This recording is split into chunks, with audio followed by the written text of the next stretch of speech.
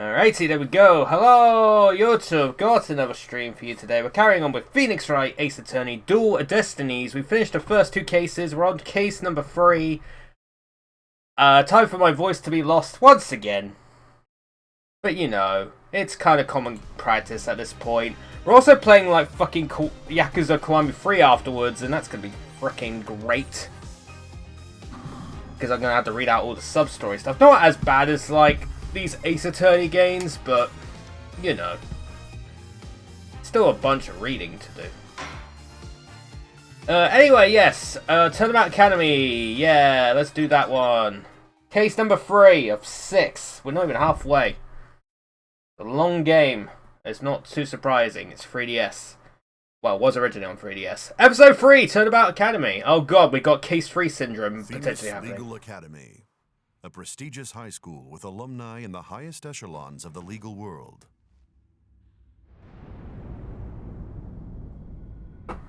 What the fuck? Did someone do a Thanos snap? What the fuck is happening?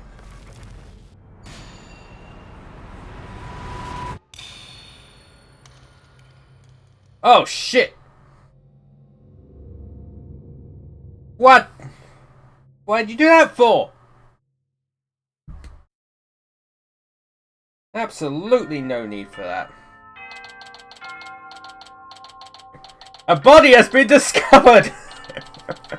A body has been discovered. It's fucking Danganronpa, dude. October 24th, 1:25 PM. Famous Legal Academy. Bonjour indeed. Oh no, I'm gonna be late. Ooh, banger. Puff, puff. Phew, finally. So, this is it. The illustrious Famous Legal Academy. This is the place where many distinguished lawyers and prosecutors got their start. When news spread that Mr. Wright had gotten his attorney's badge back, he received a call from this school asking him to pay a visit. Mr. Wright brought us along, hoping we'd learn something from the experience. But no, I had to go and blow it by getting there 30 minutes late. At least it's not all business today. After all, today's their school festival. Mock trial! October 24th, 1:29 PM, Famous Legal Academy, 1F Hallway. Wow, this place has school festival written all over it. Literally! Well, yeah, it's a school festival, what did you expect? But why all the cold stares? Is it because everyone's in a school uniform except me? Well, I like the way I dress. Wonder where Mr. Wright and Apollo are. Your attention, please. This is an announcement from the mock trial committee. The mock trial will begin shortly. All students and faculty, please proceed at once to the lecture hall. Thank you. Sounds like a mock trial is about to start. But where's this lecture hall? Looks like all the students and faculty are heading that way. Might as well join them. Maybe I'll find Mr. Wright and Apollo there. Maybe you will. Or maybe you won't. October 24th, 1:33 PM, Famous Legal Academy, 3F Lecture Hall. It's probably she. Athena's a she. She was probably 30 minutes late because of the annoying stupid traffic on the roads. I know, I should have squashed it all for her. That would have made things a lot easier.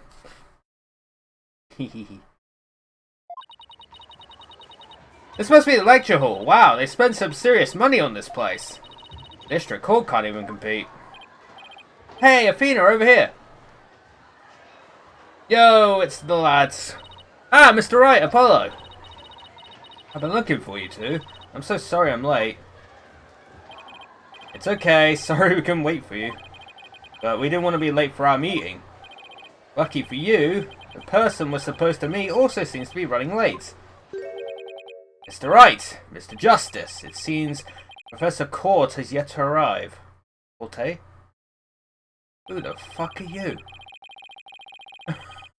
How unprofessorial of her to keep visitors to our esteemed institution waiting like this. Why do you look like a fucking Greek god? I shall make her right, I will not. Oh, who do we have here? Oh, right, you haven't been introduced yet. Ah, yes, you must be the young lady Mr. Wright was telling me about. I am Aristotle means. What does Aristotle mean? Huh? So we got Phoenix, Apollo, Athena, and now Aristotle. I feel like there's something happening here. I'm Aristotle Means, a professor at this hallowed Hall of Learning. I oversee the lawyer course here. It is a pleasure to meet you. I love his beard though. I'm Athena Sykes. I just recently got my attorney's badge myself. Nice to meet you too. How wonderful. So vigorous and vivacious. You just earned yourself a gold star. Oh, that smile is creepy. I hate it. Same, Athena, same. Wow, thanks. That big smile of his is kind of scary, though. Looks like the mock trial's about to begin. What are we going to do about our meeting? Oh, speaking of the mock trial, do either of you know what it's about? Oh, but I thought we had sent a pamphlet to your office. Oh, right, the pamphlet. Whatever happened to that? You won't be seeing it again. Trucy used it for the old rip it up and restore it trick. Unfortunately, it didn't work as advertised. That face, I love it. Well, it seems I'd better explain the situation then. Thank you, Professor. Alright. Now, does anyone have any questions? I do, Professor! Could you tell me all about your school? What an excellent question! Here's a gold star for asking. No, not the smile again. Oh, thank God. Our academy has 3 courses to choose from. He's doing the frickin' symbol. He's getting me good. He's getting me good, chat. Students seeking to be lawyers take the lawyer course. Likewise, budding prosecutors take the prosecutor course, and future judges the judge course. Wow, makes sense. Wow, you have everything here for someone who wants to seriously pursue a career in law. Yo! We got some rewards points. Yes, well, that's what makes our school special, and today even more so. After all, we are to be treated to a lecture by the legendary attorney Phoenix Wright. We can't wait to hear all about his return to the legal profession. We're giving a lecture, Mr. Wright? But you're not even a professor. Hahaha, yeah, well, I'm just giving them what they want. Oh, fair enough. Did you even know you were meant to be giving a lecture here today? Yeah, sort of, but I came early because I was supposed to have a meeting. With the head of the judge course, Constance Court. Constance Court. It's been a whirlwind of a morning. Well, let's leave it at that. Professor Court. She is a wonderful instructor, but quite unpunctual. Oh, so that's who's late. From what I've heard, our esteemed Mr. Wright here. Our school is special because unlike other schools, we don't have courses. They actually just wing it. They're just like, fuck it, we ball. It's scheduled to hold a training seminar tomorrow in addition to today's lecture. A training seminar? For lawyers? What exactly does that involve? Why, it involves the very skills that make a lawyer a lawyer. The arm angle when shouting, "Objection!" The proper way to strike the... At least they know what he's good at. How to project one's voice. And most importantly, how to bluff your way to victory. They know exactly what he's good at. Huh? Who exactly do you want me to teach stuff like that to again? Congratulations, you passed lawyer, therefore you're a lawyer.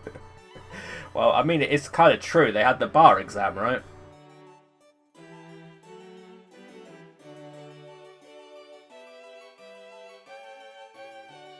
What a wonderful question. You just earned yourself a gold star.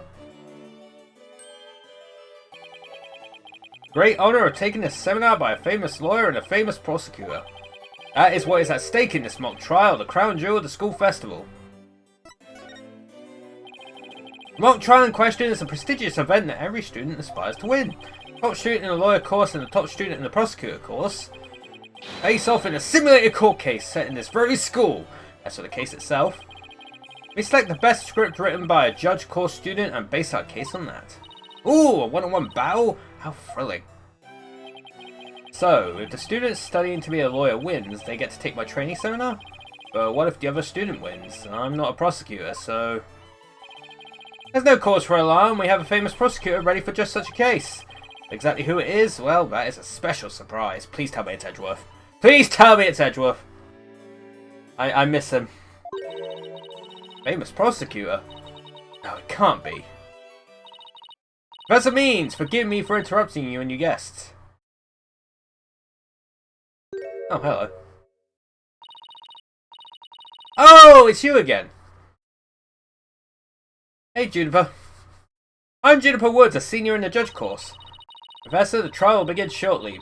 Since you'll be delivering the pre-trial speech, would you mind waiting up in the balcony until we're ready for you?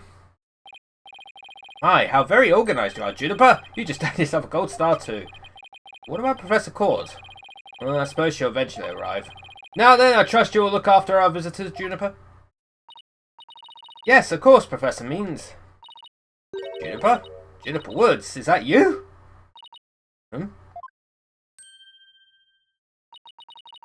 Then, Athena? I almost didn't recognise you. I didn't know you were back from Europe. Wait, you two know each other? Now that's a coincidence.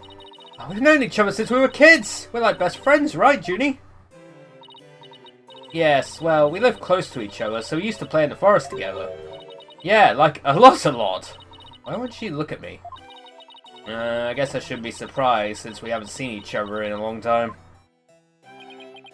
Anyway, we're supposed to go wait in the waiting room, right? Not that I wouldn't mind taking in the mock trial you're putting on today. Unfortunately, the mock trial is only for students and faculty. There is one seat reserved for Mr. Wright, but no other exceptions are allowed.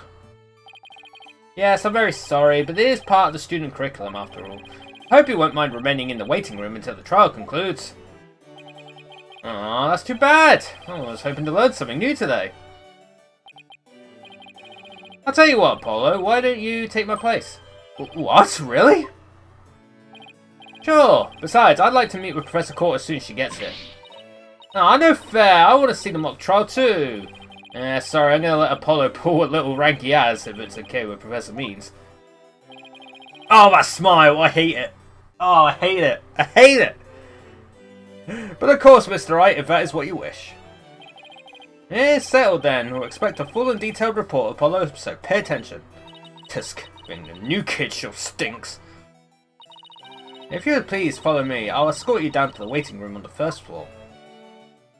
Alright, Juniper. October 24th, 2:15 PM. Famous Legal Academy. 1F. Waiting room. Still no Professor Court. It's been over 30 minutes. Is she the one that got murdered in the beginning, like, thing? Mr. Wright's snoozing away on the sofa. This is so boring. I should have hid in the lecture hall and spied on the mock trial. Crash! Eek! What was that?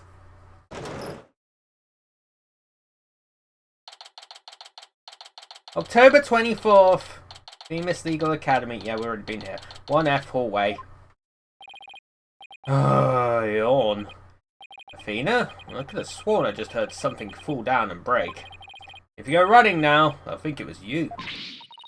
Well, it wasn't me. I think it came from somewhere outside. Oh, well, we better go have a look, seeing as everyone else is in the lecture hall. Okay.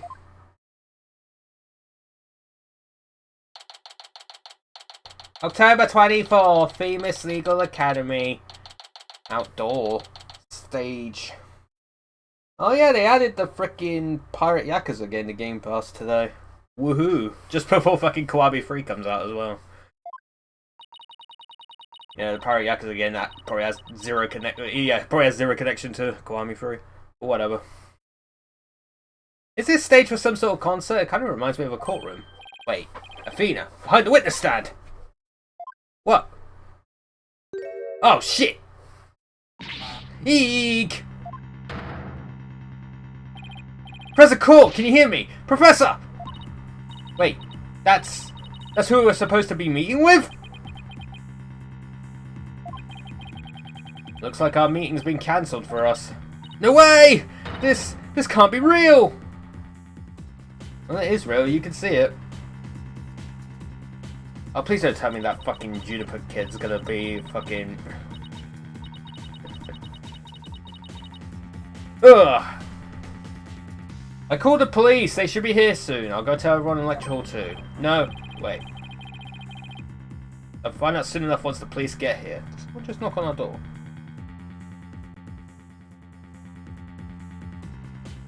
I heard something. Okay, give me a second.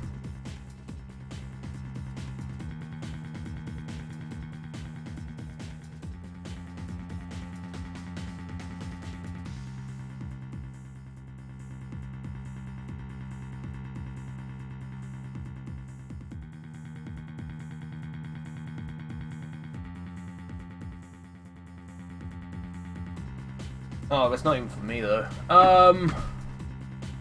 No, wait, I'll find out soon enough once the police get here. It's for a delivery next door. And I'm like, okay. They're probably already gone by now, so... Let's do our own crime scene investigation before it gets too crowded around here. Huh? Are we even allowed to do that? Eh, it's no big deal as long as we leave it exactly like we found it. Plus... no, never mind. Anyway, we should look around while the scene's still fresh. Fresh. But... Okay, you're the boss. Okay, examine the scene. I mean, this is probably better, right? What the fuck is that? Ugh, I guess I really do have to examine the body. Well, guess I better get used to stuff like this if I want to be a full-fledged lawyer. Yeah, because that's what they do. Notice anything strange about the body? Take a deep breath, and then take a good look. Well, now that you mentioned it, there's no blood around it. Yet the victim's body is cold and rigor mortis has already started to dissipate. It would appear that quite some time has passed since Professor Court was murdered. Thing is, the quad was packed with students up until the start of the mock trial. Wait, doesn't that mean she was killed at a different location? Oh, I know! The killer moved the body here while everyone was in the lecture hall. That's a definite possibility. Notice anything else? Her arms are raised over her head and there are dark bruises around her wrists.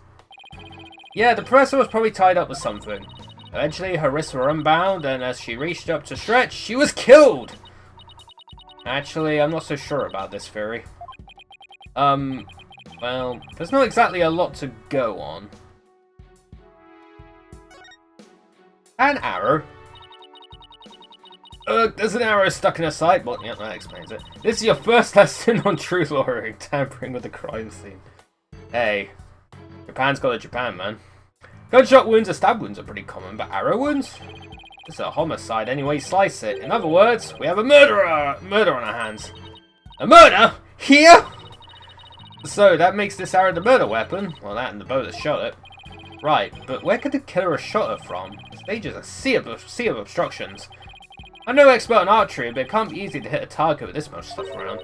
Would it be possible to kill someone by stabbing them with an arrow? I'm not sure. I guess we better do some more investigating before jumping to conclusions. It's stained with blood. What is this book? What do we have here? A book? I'm guessing it fell out of a chest pocket. Wait, what if it's a diary? That's the most private thing a girl has. TF2 sniper with a test. True, but considering the situation at hand, my apologies to the late Professor Court. No, don't! Looks more like a planner than a diary. Routine report. Mr. Wright about training seminar. Prep for mock trial. Final confirmation. Mock trial begins at 2 PM. Every page seems to have the same sword mark printed on it to that. I still think a girl deserves her privacy, but this may help us solve the case.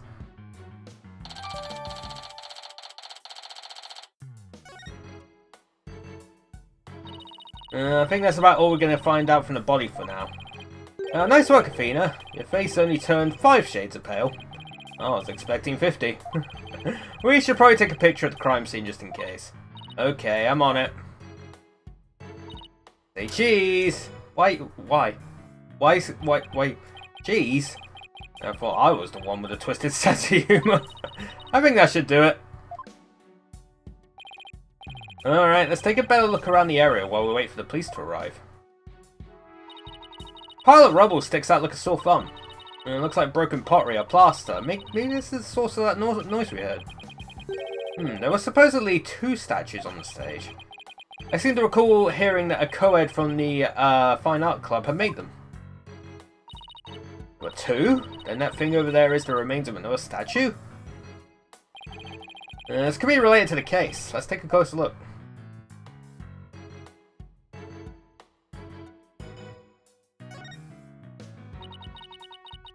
Wonder what this was a statue of. Whatever it was reddish purple in colour. Then when Apollo and I first got here, both statues were already here, but they were covered up. I bet they were waiting to unveil them when the school festival moved here to the stage. You mean this duffel bag looking thing was actually being used to cover the statues? I guess that just leaves the question, were they broken by accident or on purpose? What a puzzle this is. Excuse me. There's something buried in the rubble. Famous herald? Wait, we shouldn't disturb it. Let's just read what we can. Final act in torrid love triangle centered on campus she-devil Juniper Woods. Level-headed lawyer course genius and hot-blooded prosecutor course student will go head-to-head in a mock trial battle for the she-devil's black heart. Hugh O'Connor has declared that he will confess to her if he wins. Oh. Gossip. Wait. What? Oh, I seriously wish I hadn't read that. I find that more shocking than discovering a murder victim's body? But we're talking about my friend Junie here. She'd never lead guys on like that. Athena, you don't believe everything you read, do you? This article is clearly written with malicious intent. I'm not buying a word of it. It was written with ChatGPT. You're right, but it's still disturbing even if it's third-rate tabloid material.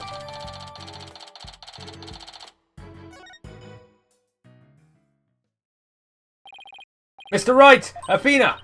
Oh, here comes Apollo. I've never seen anyone move so fast. Listen, something big's happened. I was at the mock trial when the police announced a body had been found on campus. That's right, and we're the ones who phoned it in. We found Professor Court dead behind the witness stand over there. What? Can you show me? What the? What the?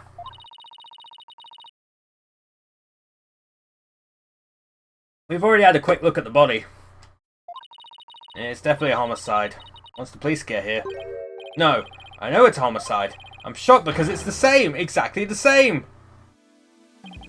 Whoa there, Apollo. Take a deep breath and explain what you mean. It's the same. The body, that is. It's just like how it was in the mock trial. What? It's like the mock trial? I know, it sounds crazy, but... The body's location and position, the murder weapon, the lack of pooling blood...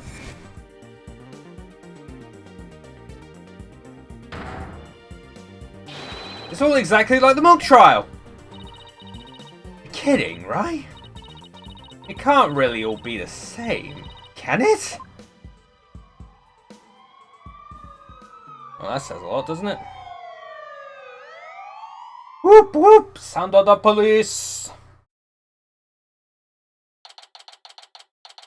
October 24, Famous Legal Academy. 3F Lecture Hall. The whole school's in an uproar. There won't be any more classes today. A murder on campus. That's the last thing I expected at a legal academy. I'll go tell Professor Means what we observed when we discovered the body. You two wait here until you've spoken with the police. Yes, boss! I can't believe this is happening. I can't believe we have to wait around here. I can't stay still at times like these. Hope Junie hasn't fainted from the shock of this whole thing. Ah! Athena! Athena. There you are. Junie, am I glad to see you? I was worried that... Oh, don't worry about me. I am Student Council President, after all. I need to be strong. Student Council President? Wow, I'm impressed. Really changed. She used to be kind of sickly and shy. Juniper, was it? You mind if we ask you a few questions? Yeah, we're stuck here waiting for the police, and there's really not much to do. Sure. What would you like to know? Alright. I haven't seen you in ages, Junie. What's it been? 7 years or so? Yes, and I remember how you were always there for me, Athena. Maybe it's just me, but I wanted to ask why you seem so distant. Remember how you used to call me Athena? I liked it better that way. It felt like we were sisters, you know? Yes, but I'm student council president now. And as the student representative of Females Legal Academy, I have to act properly. She was never this stiff and formal before. I knew you wanted to be a judge, but I didn't expect this. It's such a prestigious school, and you're in the judge course to boot. Yes, and Professor Court had been in charge of it until, well, you know. Oh, right. Professor Court was the professor in charge of Junie's course. What sort of teacher was Professor Court? If I had to sum her up in a single word, I'd say she was amazing. A judge must always seek the truth. That was her mantra, and she used it in trying to fix what was wrong with our school. She was a beacon of hope in this dark age of the law. Probably a school. What did you mean by that? Oh, nothing. Never mind. Am I imagining things, or did I just detect something in Junie's voice? Professor Court chose my script for the mock trial. Oh, you mean all the students in the judge course had to submit a script? And yours was the one she selected? Oh, wow, that's amazing, Junie! Oh, thank you, but now Professor Court is... Who would do such a thing? Just yesterday we were working together trying to get things ready. Cough, cough. Excuse me. You alright, Junie? Maybe you should take it easy for a while. But she's still got that cough. I guess she's not as strong as she pretends to be. On trial. Why do you need a script in a showdown between a lawyer and a prosecutor? Well, we were simulating a trial, so we needed a script as a framework. All the details about the incident and the people involved are included in the script. We also prepared a crime scene, photos, a murder weapon, and other kinds of evidence. Wow, you guys think of everything. Must be hard getting all that ready. Yes, well, it was only Professor Court and I. After all, we didn't want the script or other elements of the mock trial to get leaked.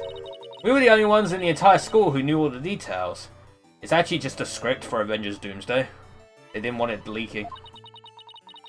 Must have been a big pain in the... that must have been really difficult. I wrote the script so that the case could go either way. That way the defense and the prosecution both had an equal chance of winning. Heh! If you think that's all she's capable of, you got another thing coming. Huh? Who said that? Oh, hey. Juniper's genius doesn't stop at her brilliant script. Yeah! She gave an award-winning performance as the defendant, man! I think I found a rival to my Cords of Steel. You, Robin? Are you going to introduce yourself to our guests?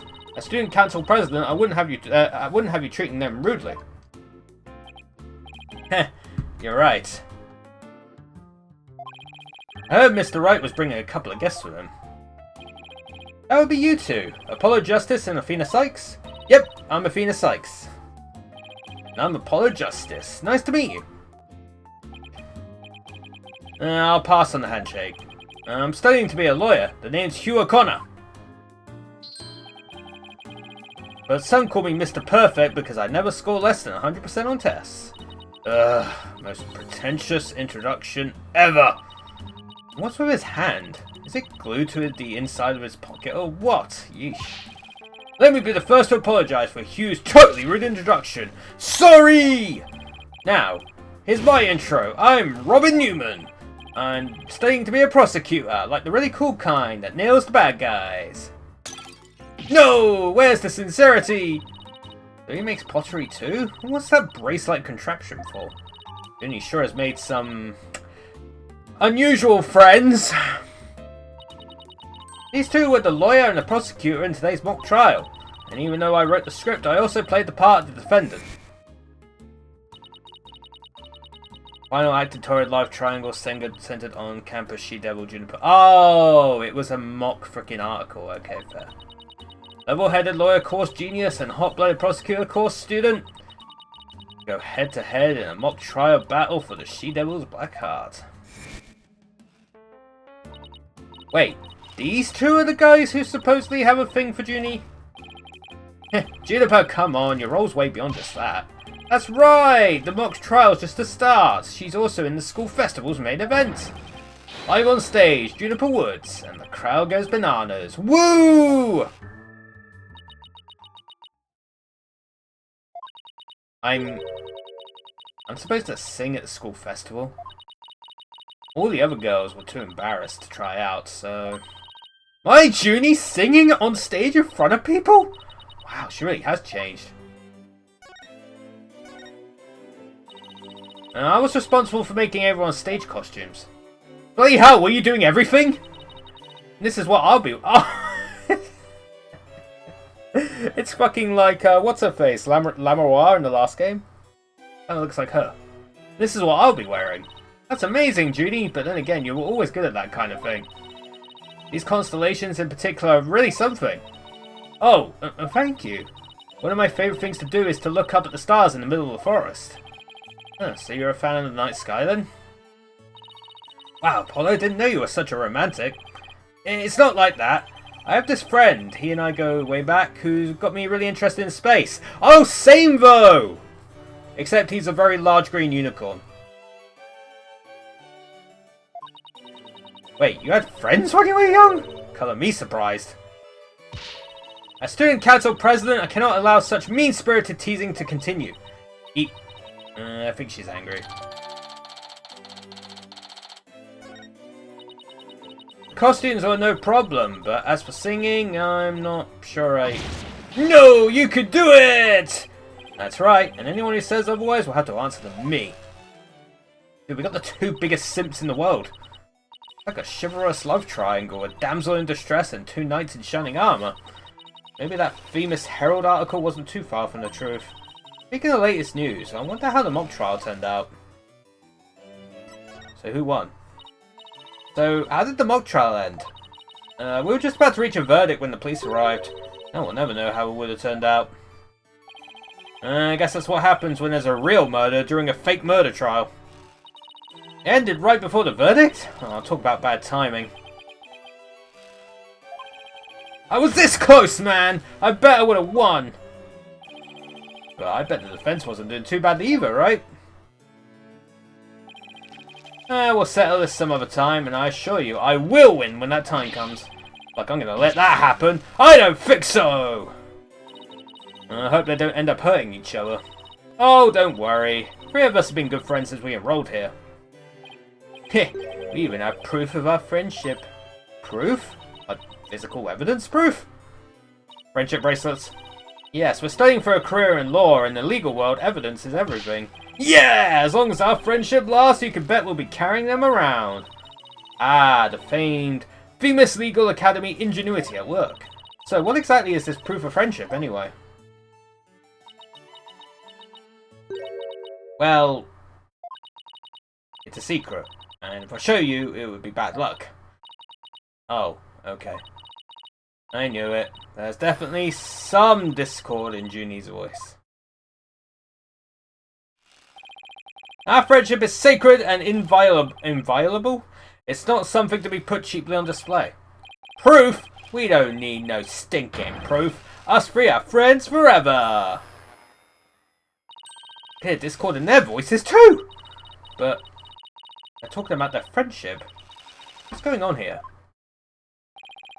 Something wrong, Athena? No, it's nothing. Oh. Alright then. Hey, isn't that... Everyone, stay right where you are. Don't move a muscle. Oh, fucking you again. Detective Fulbright, is something wrong? Why, if it isn't my little lawyer friend. Sorry, but the small talk will have to wait. Juniper Woods, you're under arrest for the murder of Constance Court. Oh shit, of course she's under arrest for the murder. I'm what? Wait a second, what's going on here? Why are you arresting Junie? Please, Detective Fulbright, we're involved in this case too. Aha! So you're the lawyers the dispatch said were first on scene. I can't tell you everything, but I will say this. There are 2 major reasons for her arrest. Number 1, the suspect led somebody to where the body was. I didn't... Number 2! The crime scene is exactly how the suspect portrayed it in her script. But you can't arrest her on just those grounds. True, but there's more. However, Prosecutor Blackwell specifically told me to say no more than that. Blackwell's the prosecuting attorney on this one too. Detective Wright, we found this in the suspect's pocket. Why, there's blood on this! That's evidence we made for the mock trial! A mock trial? Never heard of such a thing, but it sounds fishy to me! Real fishy! Now, if you would, officers... Yes, sir! Oh, shit. But... Junie! I have to do something! I can't let them take her away like this. Now, if you'll excuse me, I have work to do. Well, shit. Hold it! Hold it! I refuse to believe that she's the killer! Junie! I've decided. I'm going to defend you. I'll fight with everything I've got.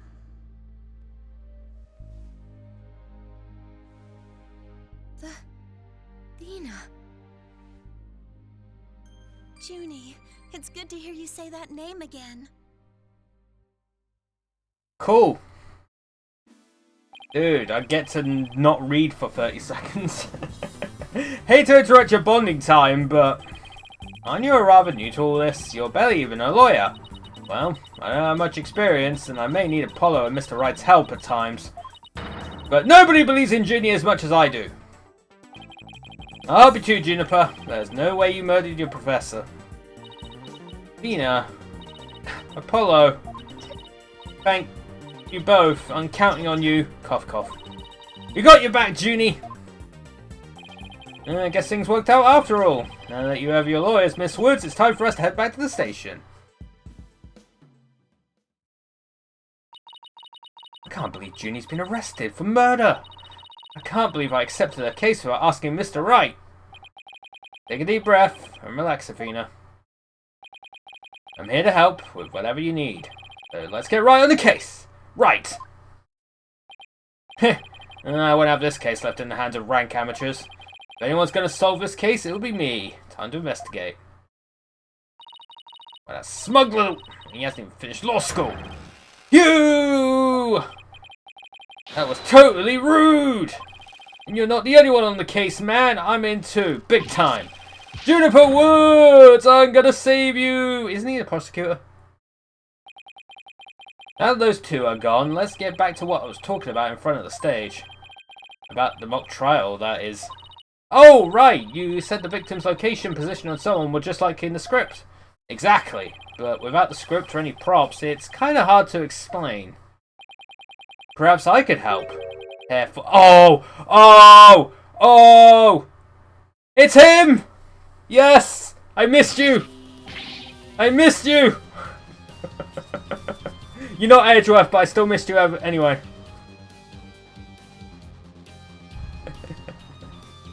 I missed you! But Prosecutor Gavin, what are you doing here? You two seem to know each other.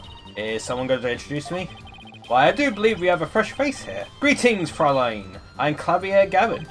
Some know me as a prosecutor, but I'm most famous from my former rock band. We were quite popular, you know, but regrettably the band went kaput. Perhaps you've heard of us, the Gavineers? I was the lead vocalist. Never heard of your band. Then again, I was out of the country till only recently.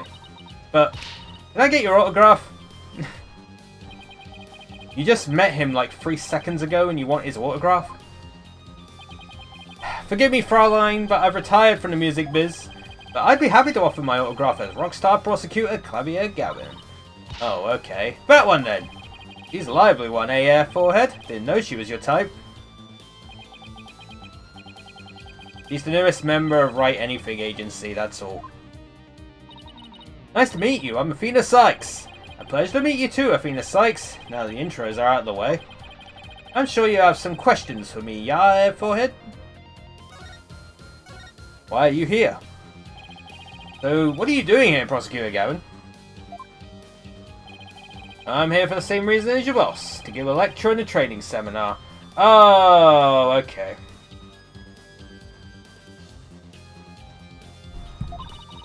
So he's the famous prosecutor that invited. God, I wanted it to be Edgeworth, goddammit, but I guess, you know, Gavin's alright too. He's cool. I wanted it to be Edgeworth, but you know what? Fair enough. And I have another crucial role to play. Gavin and Ears are getting back together for a one-time special performance. Even though you guys disbanded? It was a shame, by the way. Really. Yeah, I know how much you adored our music, Airforehead. Anyway, I studied abroad in Germany to get my badge early, but I did graduate from here. Wait, is that performance Junie mentioned? I see you've already heard about that. One student representative was selected to sing with us on stage. Isn't one of your band members in jail? And the stage was supposed to look like this tomorrow.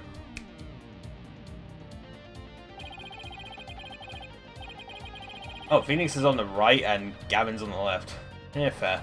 Two big banners and a pair of wicked statues. This is just an illustration, but it's not half bad. Wicked statues? Wait, are these supposed to be you and Mr. Wright?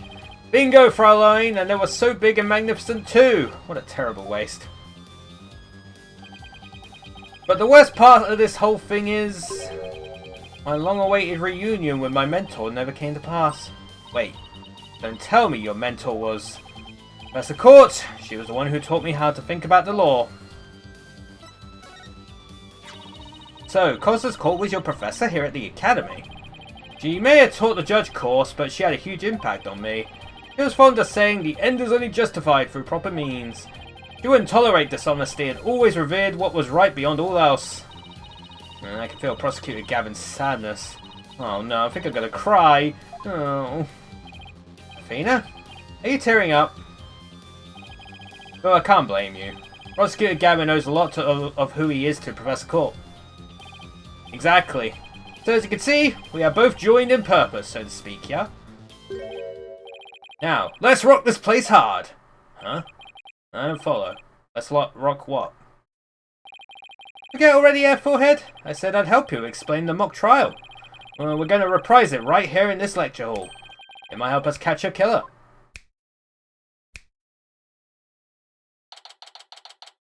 October 24th, Famous Legal Academy, 3F, Lecture Hall. Mock trial reenactment, all rise! Oh, this should be interesting. Right, the stage is ready, and you Airforehead are ready to rock. No, the defense is not ready to rock. You saw the actual mock trial earlier, right? Just relax, you'll do fine. Besides, we have the script right here. Junie's masterpiece, the one everyone's been talking about. Yeah, and there's only one in existence. I borrowed it, if you will. Now, Fraulein, we'll need you to play the part of defendant and judge as per the script. Okay, got it. I've only read the case outline so far. I don't know how it actually turns out, so I'll treat this like I'm prosecuting a real case. You, Airforehead, will play the part of a fledgling lawyer, a role you were born to play. All the evidence is also here of us, so we have everything we need to reprise the mock trial. Très bien! Let's get started. Defendant/judge Athena Sykes is psyched and ready to rock. Court is now in session for our reenactment of the mock trial. Or what I'd like to call the mock trial. Yeah, a double mockery perhaps, but a trial is still a trial. Achtung, baby! It's no holds barred. Let's rock. Aw, can't we take it easy today? It may just be a mock of a mock, but there's only one way to compete. You play to win. So remember, each time I catch you slacking off, I'll be holding you in contempt of court. Great. A judge that voices her own objections and abuses her judicial powers?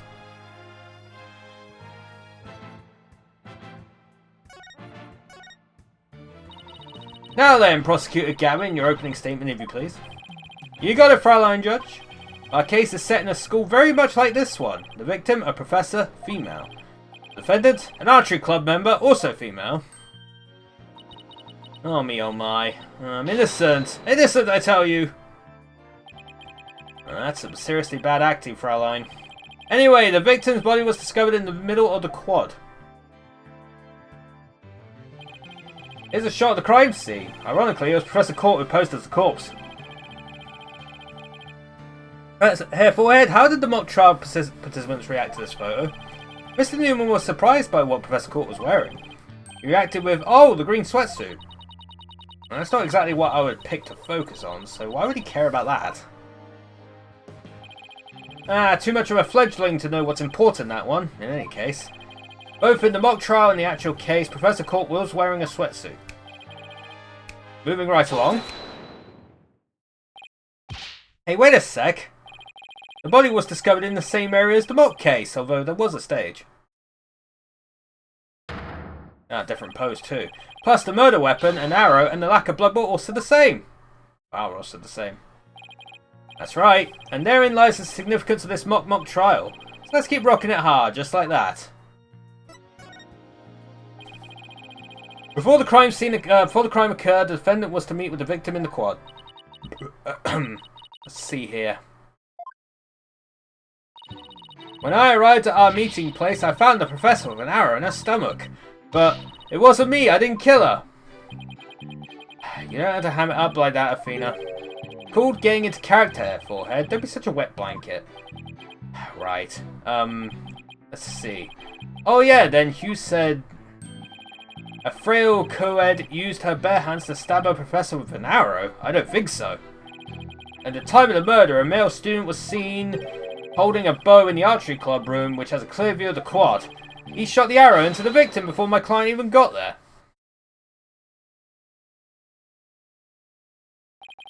Nine, forehead. That feigned swagger does not suit you in the least. Order, order, order! Especially you, Mr. Justice. Me? But I was just trying to get into it like you, Mr. Eurorocker said. Prosecution's rebuttal. So, the victim was shot from the archery club room before the meeting even took place. Hence, the defendant could not be the killer. That seems to be the defense's assertion. Prosecutor Gavin, do you have any objections? The autopsy report notes that the edges of the victim's wound were unusually ragged. Could such physical trauma possibly result from an arrow shot from a bow? 9! I believe the victim was impaled with the arrow by hand. Post-mortem. In short, the real murder weapon was not the arrow at all. When Robin was prosecutor, he had a tough time determining the real murder weapon. Well, he's just a student, a warm-up act, while I am the real deal, the headliner, so to speak. The true murder weapon was most likely the owl that was left in the art room. An awl? What's that? An awl, you say? What might that be? It's a kind of tool used for poking holes in paper, wood, and other materials. Kind of like an ice pick. I have a photo here if you're interested. Gross. It's all bloody up to the handle. Please tell me it's just paint. Most likely, Fraulein. Pretty realistic, yeah? Let's pretend it's real blood for now. The defendant's prints were lifted from the murder weapon. Furthermore, traces of the victim's blood were discovered in the art room. That's where I believe the murder actually took place. So, like, you're going to try and disguise the real blood as paint, and then the paint is real blood? Man. So the question now is, how did the body get from the art room to the stage? How the body was moved. The murder took place in the 3rd floor art room, but the body was found in the quad. It must have been quite a chore moving the body all that way. Not at all. There's a maintenance area and storehouse right around the art room. Are those all like freaking Macs or iPads on the freaking sizer? And a cart used to carry balls around was found there. I don't know why I stumbled on balls. I just got. I don't know what I'm doing. Oh, I think I've seen one of those before, but that's a pretty big one. A jumbo, yeah? Big enough to fit a person. A body in it. The defendant dropped the body from the art room window, then moved it with the cart. That is how a high school girl could easily move a body all by herself. You don't say! Objection. A body dropped from 3 stories up would show signs of massive blunt force trauma! Objection. That may be true, but you fail to account for the large high jump mat in the storehouse. A body dropped onto such a mat would show no signs of blunt force trauma. Yikes. And it's almost scary how similar this whole case is to the mock trial proceedings. Quite the crafty killer. In an attempt to cast suspicion on the archery club, they moved the body to the quad, where it would be an easy shot from the club room. And the killer faked the murder weapon by inserting an arrow into the old stab wound. Sounds like he has only high praise for Junie's script. Were there any further arguments from the defense? Nope, it seemed like the teacher who was playing the judge was satisfied too. Yeah, time for the finale then. Your verdict, if you please, Fraulein Judge. Huh? Alright, that's me. Oh, very well, this court finds the defendant, Juniper Woods. Wait a second! Even if this is just a mock trial of a mock trial. I don't want to declare Junie guilty. Yeah, perhaps that's not such a good idea. Let's end our mock trial here. Besides, it's about time I get back to my investigation. Thanks, you two. That little run through of the mock trial cleared up quite a few things. There's only one copy and it's 4 pages long, huh? Achtung, baby! The prosecution's already got a witness sized up too. That was quick. Prosecutor Blackwell is almost too good. You're sure in a helpful mood today, Prosecutor Gavin. Well, like I said, I just want to catch whoever killed Professor Court. And there's no reason for me to start butting heads with you two. Anyway, I won't say goodbye, as I'm sure I'll be seeing you later. Hopefully, I like you. I always thought prosecutors were all a rather scary bunch, but Prosecutor Gavin seems pretty nice. Yeah, he's not so bad as prosecutors go. We should get back to investigating too. We don't have nearly enough information yet. And we also had to tell Mr. Wright that we accepted Junie's case. Right, looks like we have our work cut for us. Hell yeah, dude. Ooh, way. Yo, I get to get an achievement here. Bemis Legal Academy, 1F hallway. Ah, Mr. Wright! I heard they arrested your friend Juniper. Yeah, Detective Fulbright just took her in. I refuse to believe that one of our students is capable of murder. We must prove her innocence by any means necessary. The end justifies the means. What do you mean, the end justifies the means? I, Professor Means, always say what I mean, and mean what I say by all means. Here at our esteemed academy, we train our students to produce meaningful results. You believe in Juniper's innocence, do you not? Of course I do! Junie wouldn't even hurt a fly. Oh, don't smile. Precisely! We have justice on our side. The only other thing we need are results. It is the height of folly to endanger your client by failing to pursue all means possible. Sure, I want to prove her innocence, but I don't like the sound of that, the end justifies the mean part. Well, you are still young and idealistic. It's no wonder you fail to see the wisdom therein. There is but one thing to do now. I must personally take up Juniper's defense. You're going to take her case, Professor Means? I may be a professor, but I'm still licensed to practice law. In fact, I have even battled Professor Court in... well, in court! No kidding? So you guys were rivals or something? No, nothing of the sort. She was an esteemed colleague at the academy and in court. You see, both Professor Court and I graduated from this academy at the top of our class. Wow, I bet they both used to really bring it. Now, if you'll excuse me, I'd best go discuss the case with Juniper. Professor Means, please wait! I don't want to say anything, but Apollo and I already agreed to take her case. It's true, Juniper is counting on us to prove her innocence. Really now? You two? And when were you planning on telling me? Sorry, boss. I know we should have asked first, but... Haha, relax. Your friend was just hauled away in front of your eyes. Sometimes you just have to make snap decisions, and I think you made the right one. How wonderful. Very well, Athena Sykes, let me ask you just one thing. As a lawyer, what is it that you treasure beyond all else? Heh, that's an easy one, Professor. Seeking justice for my clients. What a wonderful answer. Juniper must be overjoyed to have a friend such as you. As a professor, I too shall do whatever I may to help her. And if you decide to take the end justifies the means strategy, come see me at once. Let's hope it never comes to that. Also, I like the prosecute and classy cafe. You can kind of see it underneath the text there. Now, if you would excuse me, there is a prosecute and classy cafe. Well, times are wasting. You better start investigating and fast. But first, how about I tell you everything I know so far? Yes, please! Alright, I actually have to present some info to him. That one. Things like that sure scream out school days, don't they? Were you involved in any extracurricular activities like school papers or mock trials?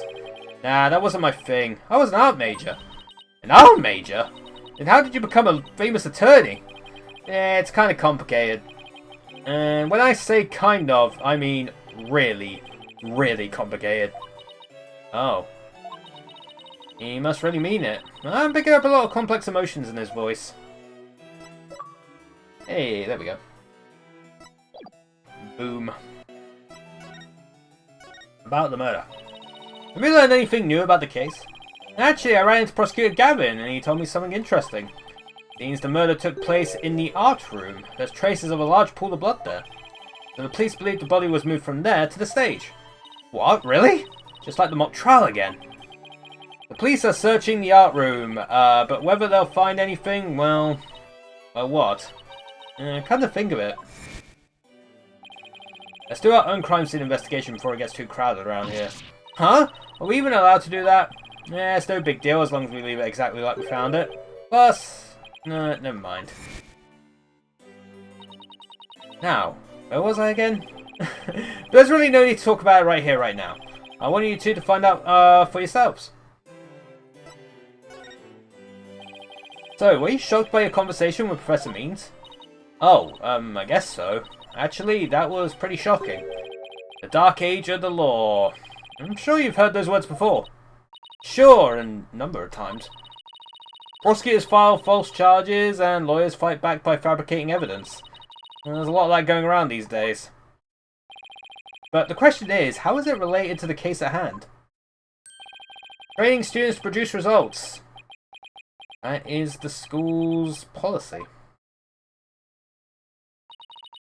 Well, that in and of itself isn't a bad thing. Right, as long as those results come by fair and honest means. Oh, but what was it that Professor Means said? The end justifies the means? Ooh, scary. To survive the Dark Age of the Law, you must use any means necessary. Fabrication of evidence and false charges are unavoidable in the quest for results. That's what they're preaching here at Famous Legal Academy. But what will happen to our legal system if results are all that matter anymore? Relax, it's just a rumour. I'd take it with a grain of salt if I were you. Oh, that's a relief. Had me going there for a minute. Wait a second, what if Mr. Wright examined the victim's body for a reason? Maybe he was worried someone might actually tamper with the evidence. I haven't figured out about Rats up what I know so far. The fact that this case closely resembles Miss Wood's script is obviously important. Knowing that, you should probably try and identify what's the same and what's different. Okay, I'll try talking to as many people as I can on campus. Well, I guess we've got to go to the stage, ain't we?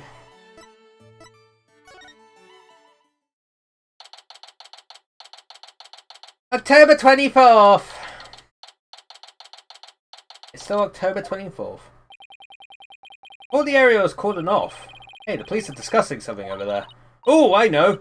I'll just quietly sneak over for a listen. Here goes. Athena, watch what you... Huh? Eek! Hands off. Ouch! Who put this stupid box here? Wait. Eek! Apollo! This box! There's... What now? There's someone or something inside. Don't let it be a snake! Who the fuck? Oh god. Who the fuck? Who are you? You morons just blew my cover! What the? There really is someone inside. Holy shit, Solid Snake. That someone is me, Miriam Scuttlebutt. That's a great surname. And I'm a senior in the judge course. What's with the box? It's the fate of we who live in the shadows. There's a very good reason why none may see my face by the light of day. Wait. If you're taking the judge course, did you write a mock trial script too? You really want to see my script that bad? Well, you better watch out. Read it without my permission, and you'll wish you hadn't. Who cares? I'm sure it was rejected for a good reason. Oh, so you're studying to be a judge too? You must be classmates with Juniper. Are you a friend of hers? Juniper? Sure, she's my friend. That's why I'm gathering info. Now, tell me all you know. You know, for tomorrow's trial. Tomorrow's trial? What are you talking about? I'm going to take the stand, naturally. So, the witness for the prosecution is some weirdo in a cardboard box? This disguise is how I get my scoops! But, you're right, it's me. So tell me everything you know for Juniper's sake. Wait a second, Miriam. Repeat what you just said. A lawyer with brains as bad as his ears. Poor Juniper. I'm taking the stand tomorrow. Tell me everything you know for Juniper's sake. Fair enough for you this time? Oh. I thought so. Athena, my bracelet's reacting. Really? That means a lie already? That was quick.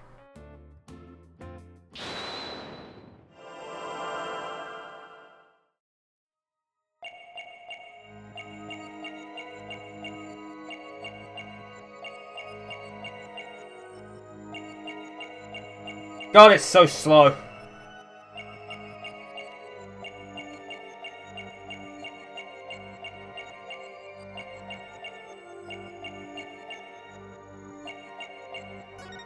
Gotcha! Miriam, unease is betrayed by a little habit of yours. Think you can see through me with your silly little guesses? You're wasting your time. My box is impenetrable. Nobody sees the real me. I blew that one. Wait, you're completely boxed in now, Miriam. Apollo's power is like a box cut with X-ray vision, prepared to be exposed. Don't exaggerate, Athena. I'm a lawyer, not a superhero. I fucked up, I guess. Did I get the wrong one?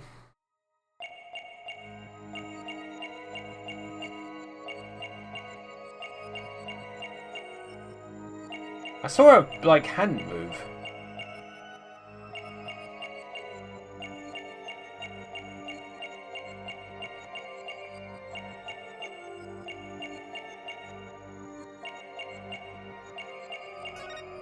Gotcha! Oh, I got the wrong hand. Fuck off. That's strange. You suddenly tightened your grip when you said for Juniper's sake. Like you subconsciously tensed up because you're lying.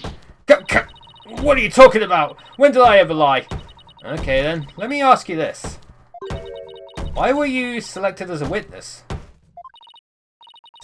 That's an easy one. I'm the editor-in-chief of the famous Herald. I know everything there is to know about campus, even the darkest of secrets. Editor-in-chief, huh? Pretty impressive. Well, it's a lonely one-woman operation. I do it all myself, from reporting to editing to publishing. Still impressed. I'm a perfect storm of journalism, because I bring it all to the table. And this is the evidence! Here! An extra edition of the famous Herald, published to coincide with the mock trial.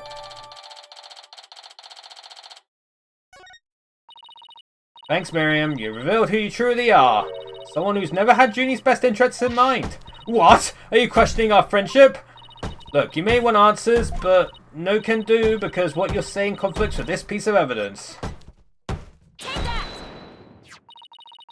That's the famous Herald, the paper I published. What about it? Are you really that dense?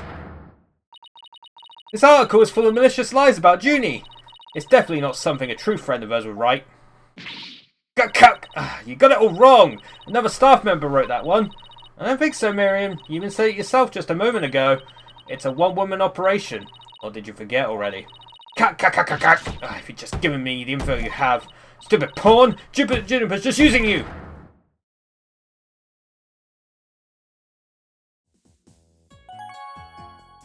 But she hates Junie. Now, I want the truth, Miriam. You hide in your box in order to collect gossip for your sleazy paper, isn't that right? You're not really friends with Juniper, are you? No, duh. She's the target of my scoops, and my readers demand duh. Extra, extra, the dirty little secret of the squeaky clean student council president. Dirty little secret? Alright, what are you planning to say in court, huh? I'm a witness to a part in the crime. I'm going to tell it all in a shocking expose. The end justifies the means. That's my brand of tell-all journalism. The end justifies the means. Wait a second. In this dark age of law, many of us embrace Professor Mean's methods, even future judges. I even adopted the end justifies the means brand of journalism, which includes tape recorders secretly hidden all over our campus. Secretly recording every last word without anyone being any the wiser. Doesn't she realise that's totally illegal? And one of them was at the scene of the crime, the art room. You put a tape recorder in the art room? What did it record? Sis, you want to know? You really want to know? Yes, please. That's so nice of you to... Sis, I can't really tell you now. The big scoop comes out in court tomorrow. So mean, Miriam. According to my evidence, a fatal fissure had opened between the three of them. Who, Junie, Hugh and Robin? What do you mean by fatal fissure? A rift in the trio. Juniper, Hugh and Robin used to be the best of friends. Used to be. And they still seem to get along fine to me. I did sense some discord though. Sis, you don't know anything. Professor Means has his followers and Professor Court had hers. Their influence is inescapable. Are you implying that one of them adheres to that extreme idea you and Professor Means have? But why would anyone follow that philosophy? Sis, how could you possibly understand? You knew around here. Miriam, wouldn't you feel better if you came out the dark and into the light? Sis, I can see fine in here. You'll be the one seeing the light in court tomorrow. Then you'll realise how guilty Juniper Woods really is. Sis. Ugh. We're going to have to cross-examine her tomorrow, but I don't know where to start. Well, let's at least take care of whatever we can today. You're right. Let's see what else we can find out. Binch.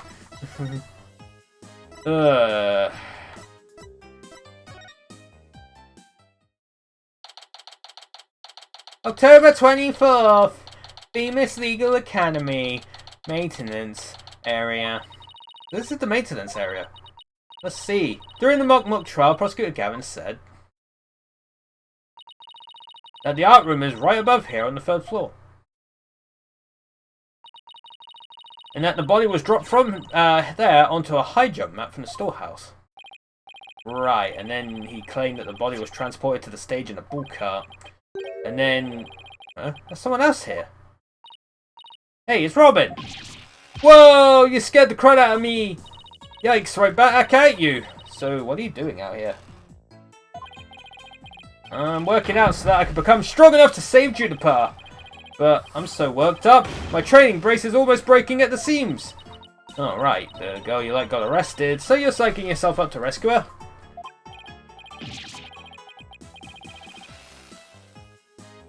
Yes, because I'm the manliest of manly men! That's why I work out with my manly brace! Except I hear some discord in that manifest of men's voice of yours. Or manliest of men's voice of yours. I don't mean to be rude, but can't you talk about shouting? Sorry! I'll try not to shout so much. If at all possible, that is. Which is not at all possible by the sound of it. So do you mind if I ask you some questions as Junie's lawyer? No problem! Ask away! Keep it coming, man! Ouch, my ears ache already. Robin, could you tell me a little more about yourself? You want to know about me? I'm a second-rate member at the Fine Arts Club. The Fine Arts Club? It looks like broken pottery or plaster. Maybe that is the source of that noise we heard. There were supposedly 2 statues on this stage. I seem to recall hearing that a co-ed from the Fine Art Club had made them. 2 big banners and a pair of wicked statues. This is just an illustration, but it's not half bad. Wicked statues? Wait, are these supposed to be you and Mr. Wright? Bingo, Fraulein, and they were so big and magnificent too. What a terrible waste. Say, did you create those stage statues by any chance? You bet I did! Both of them! Put my blood, sweat and tears in those things, man! It must have been terrible seeing them all smashed up like that. Nah, I couldn't face Professor Court if I let something like that get me down. What do you mean? Professor Court was the Fine Arts Club advisor. She was all about truth and beauty, man. She always said the only good result is the truth. That and only lawyers who seek the truth through legitimate means produce worthwhile results. Yes, I'm totally on your guy's side. She must have been an incredible woman. Yeesh, and you call me loud when I practice my chords of steel.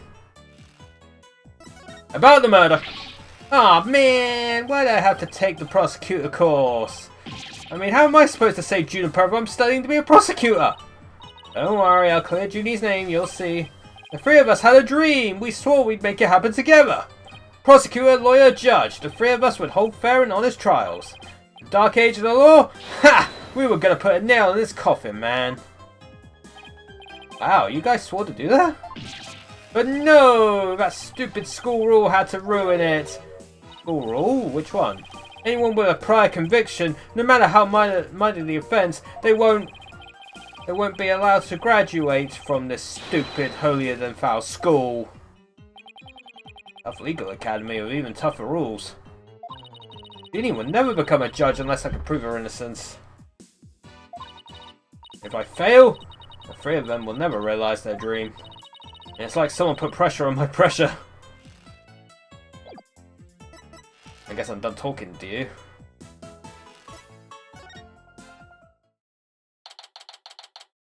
October, yes, it's October 24th. We're in the fucking lecture hall, I get it.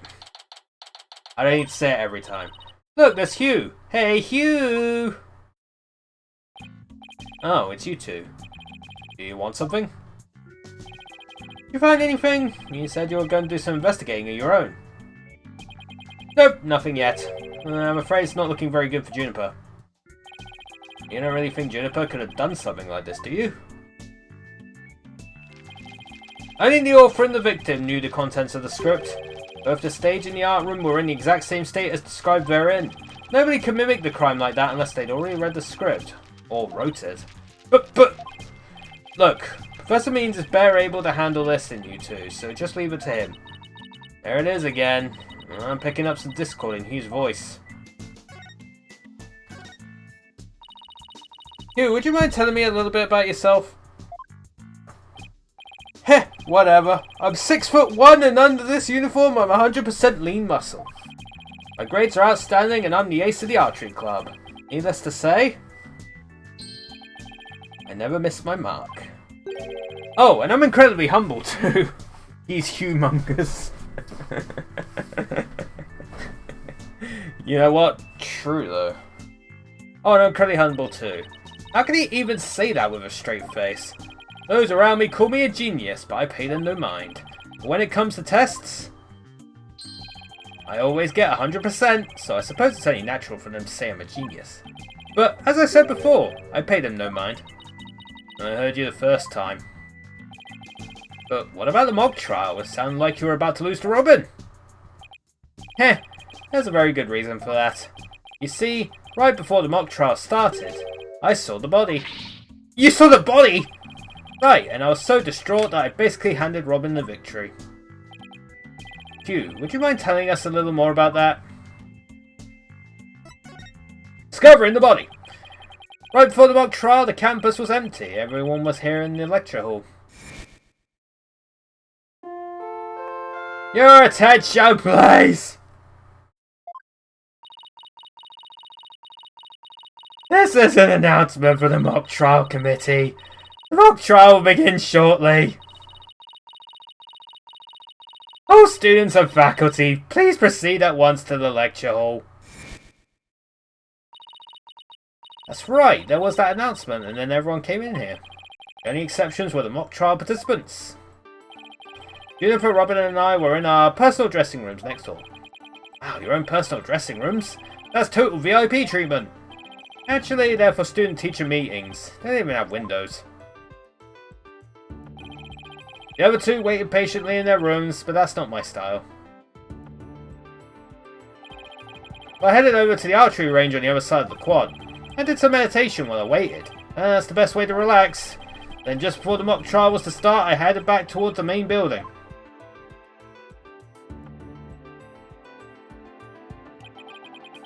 As I walked across the quad, I passed in front of the stage. That's when you saw the body? Right. It was quite a shock. As much as I hate to admit it, my legs were shaking. I could have easily beaten Robin if it hadn't been for that. Wait. Hold it right there. You went through with the mock trial even though you had just discovered a body? Why didn't you tell anyone? I mean, we're talking about someone getting killed here. I think I know why. Was it because of this? Where'd you get that? So, this article in the famous Herald is true. The winner of the mock trial would get to make his confession to Junie. Right, but if I reported the body I found, the whole thing would be called off. You really wanted to win that bad? Bad enough to ignore a dead body? Sorry, but that's not normal. Could their love for Junie really be that strong? Thanks for sharing that important piece of information with us. It may prove useful at tomorrow's trial. Good. Because that's all I have to say about the matter. Thanks. And don't worry, we'll prove Juniper's innocence. You'll see. I can't say you two inspire much confidence. Okay, Athena, what next? Well, I think I'll talk to everyone who is somehow linked to the case. Okay, maybe it's about time we wrapped up our investigation. Oh, wait, we haven't met with Junie yet. Yeah, you're right. Let's head over to the detention center. Oh, I guess we're doing that. October 24th, detention center. Visitors room. Fina, thank you so much for coming. She called me Fina like she used to. Maybe she's finally letting her guard down.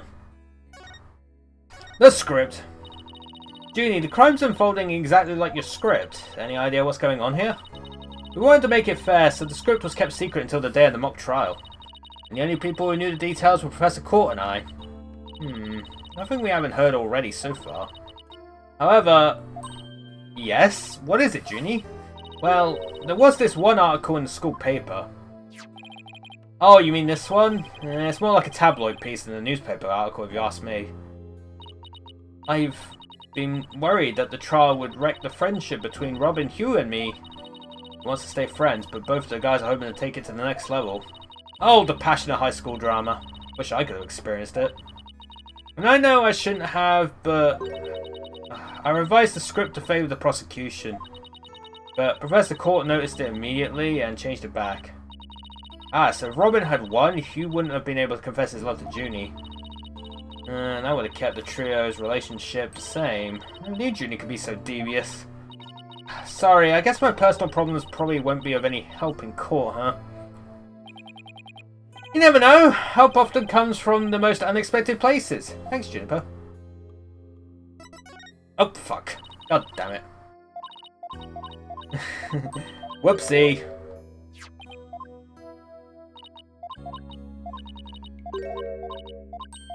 Oh, I'm skipping all this chat. Didn't mean to do that again. I was wondering about that all you had on you when you were arrested. Probably pronouncing it all wrong. Detective Fulbright, we found this in the suspect's pocket.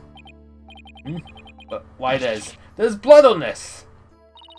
That's evidence we made for the mock trial. A mock trial? Never heard of such a thing, but it sounds fishy to me. Real fishy. It was the murder weapon from the mock trial. Professor Court and I were prepping it in the art room until the day before the trial. I didn't even realise I still had it on me until I was arrested. Then we've nothing to worry about. There shouldn't be any way to link it to the crime. Still, that blood red colour on the awl bothers me. Wasn't it just paint or something? I mean, I was looking at it from pretty far away, but... It probably was just paint, but that's what bothers me. It wasn't on the awl when we were prepping it yesterday. Wasn't? Then how and when did it get there? Well, before the mock trial began, I showed Fina and Mr. Wright to the waiting room. And I went back to my dressing room to get the trial props we were going to use. That's when I found the art room key and the awl with what looked like blood on it. A key? And the awl? Professor Court normally has the art room key since she's the Fine Arts Club's advisor. And since that key was there in the dressing room, I thought she was the one who had painted the awl to look like it had blood on it. After all, she always insisted that the props should be realistic, so... The awl suddenly shows up on the day of the trial with what looks like blood on it? I have a really bad feeling about this. Me too, but let's not jump the gun on this. Mock trial prep work. You and Professor Court were busy preparing for the mock trial together yesterday, right? Was that the last time you saw her? Yes, I left school around 6 PM. Did you notice anything different about her? No, I didn't notice anything out of the ordinary. She looked and acted the same as always. I would have never guessed she'd end up like this. Looks like we're about out of time. Thank you for coming to see me. We'll do everything we can to prove you innocent tomorrow. I know, and I believe in you, Lena. Well, I should go now. Bye. Is she gonna be alright? She's like a shadow of the girl we met back at the academy. Junie I knew was always like that, a little weak and sickly. But the fact that she's lifted her facade shows that she trusts us. Even still. What is it? Well, when Junie and her two friends were talking about their friendship, I sensed some discord in their hearts. Seriously? Yeah, but it was really faint. Might have been mistaken.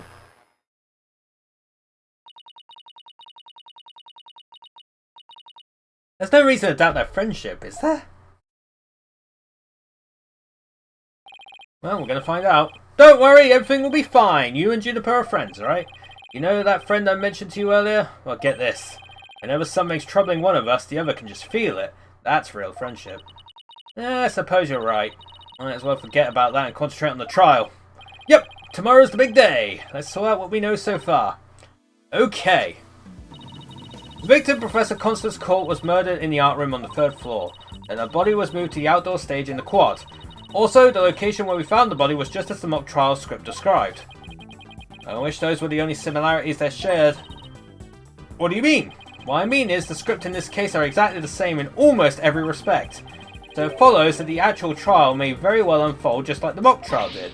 Oh no. The mock trial ended right before the prosecution was about to win. Well, that's not going to happen. This time, Junie will be declared not guilty. Of course, I intend to get our results the honest way.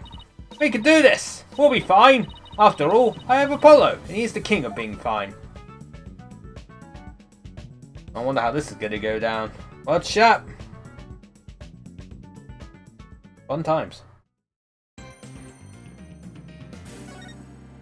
Alright, nearly 1.5 hours in and we've just done the first part. Alright, trial time, baby.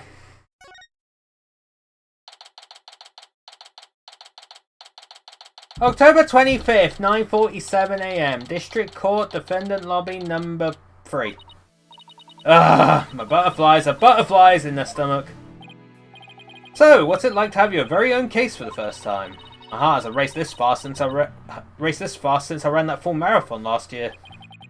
And if it keeps up, you might get a lawyer's high. You know, like a runner's high. Relax, everyone's nervous their first time. So my fears weren't unfounded. After all, today's prosecutor is so terribly brutal. I'm willing to use any means necessary to win a conviction. There's that the end justifies the means concept again. Now that it has come to this. We have no choice but to fight fire with fire. The end justifies the means. I wish you'd stop saying that! That's your method, Professor. I'm going to defend Juniper in my own way. But Miss Sykes, just yesterday you told me... As a lawyer, what is it that you treasure beyond all else? Heh, that's an easy one, Professor. Seeking justice for my clients. But if this trial proceeds in the same manner and ends in the same way as the mock trial, would you not lose everything you've worked so hard to gain? Well, I'll just have to make sure that doesn't happen then, won't I? My, but aren't you a stubborn one? Well, I suppose you will have to learn of your own inefficacy the hard way. Ugh. This guy's a dick. Forgive me, Professor Means, but can we just leave it at that? Oh dear, please forgive me. It's just, I wish to protect Juniper by any means I can. I do too, but... Now, if you would excuse me... Thanks to him, I'm feeling even more pressure than before. Don't let it get to you, Athena, and don't forget to keep smiling. I'll be fine, and I haven't forgotten what Mr. Wright said. The worst of times are when lawyers have to force their biggest smiles. The trial's about to begin. I'll show you to the courtroom, if you please. Apollo, I'm counting on you to support Athena this time. Okay, Mr. Wright, leave it to me. That's right, I have Apollo to back me up. Junie's fate rests in my hands. I won't rest until she walks free. Let's do this, chat. We're gonna do it. I'm gonna poke my nose into the courtroom and be like, OBJECTION! Courtroom number 4. The one that gets blown up in, like, a couple of days in game. All rise, chat. All rise, please. Court is now in session for the trial of Juniper Woods. Athena Sykes, defense team leader, is ready, Your Honor. That didn't sound very confident. You sure you're okay? I'll be fine. Your boldness. I know. As usual, you want me to deliver the opening statement. Ah! This case is crystal clear. I see no need to explicate it any further. Now, summon the witness.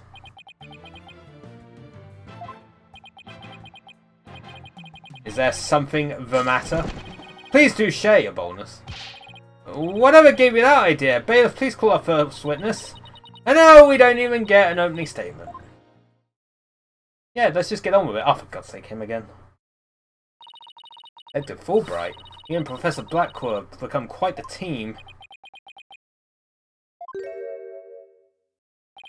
Oh, right, the case brief. Leave it to me. Yes, let the detective in charge, everyone's favourite friend of justice, explain.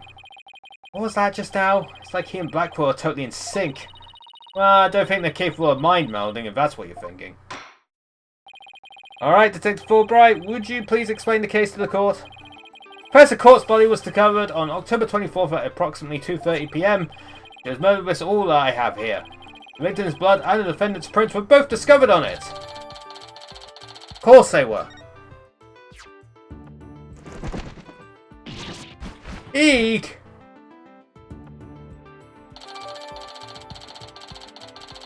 Bloody hell. Wow, that bird can deliver evidence too? Blackwell's trained him well. Maybe Blackwell should train it not to mess up people's hair while he's at it. Moving right along. The body was discovered on the outdoor stage, although no blood was found there. However, we detected traces of a massive amount of blood in the 3rd floor art room. In short, the murder took place in the art room. And then the body had been moved from the art room to the stage. Precisely! And there is one more piece of irrefutable evidence. A recording made by a tape recorder that a school paper reporter hid in the art room. It captured a female voice screaming, "You're a goner!" What's this? You have such a recording? Must be from that tape recorder Miriam mentioned. But why is this the first we've heard of a death threat at the moment of the murder? Shh, silence please! I would like to play this tape for you now!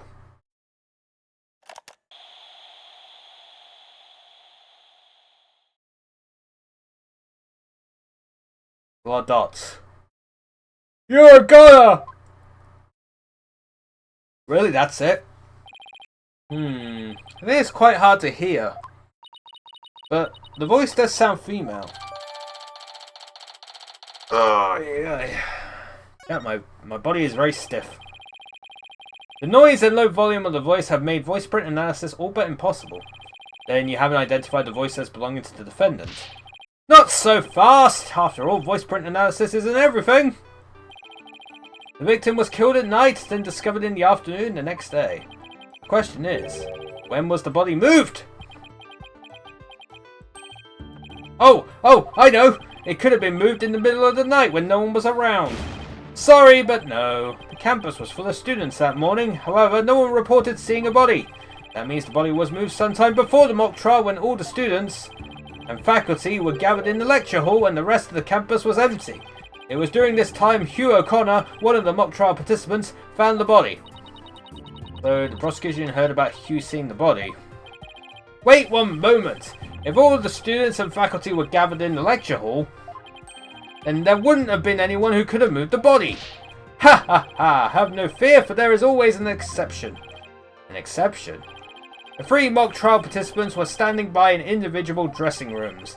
They were the only ones who had free access to the deserted campus before the mock trial. What? Then that would mean... what would that mean? Those 3 students were the only ones who could have moved the body! In justice we trust! I don't like the way this is headed, Athena. Me neither. And by those 3, I mean... Hugh O'Connor, Robin Newman and Juniper Woods. I knew it. Please, Detective Fulbright, don't say what I think you're about to say. In justice we trust! I take it everyone understands now. The voice believed to be that of the murderer was female. And out of the 3 people who could have moved the body, just one is a girl. That leaves the defendant, Juniper Woods, as the only possibility. But what if it was the teacher that said you're a goner? No! But it could have been the teacher. Impressive. He has you on the ropes even before any cross-examinations. You could at least pretend to be upset for me. A splendid job, Fulbright. That could not be any clearer. Feel free to anticipate a salary raise next month. Ha ha ha ha! I don't do this for the money. It's all about justice. In justice we trust.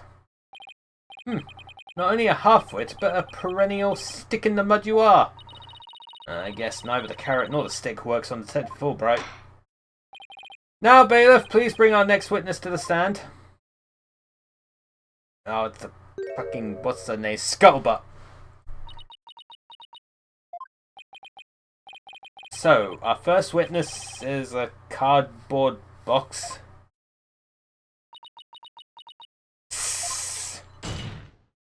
Cock!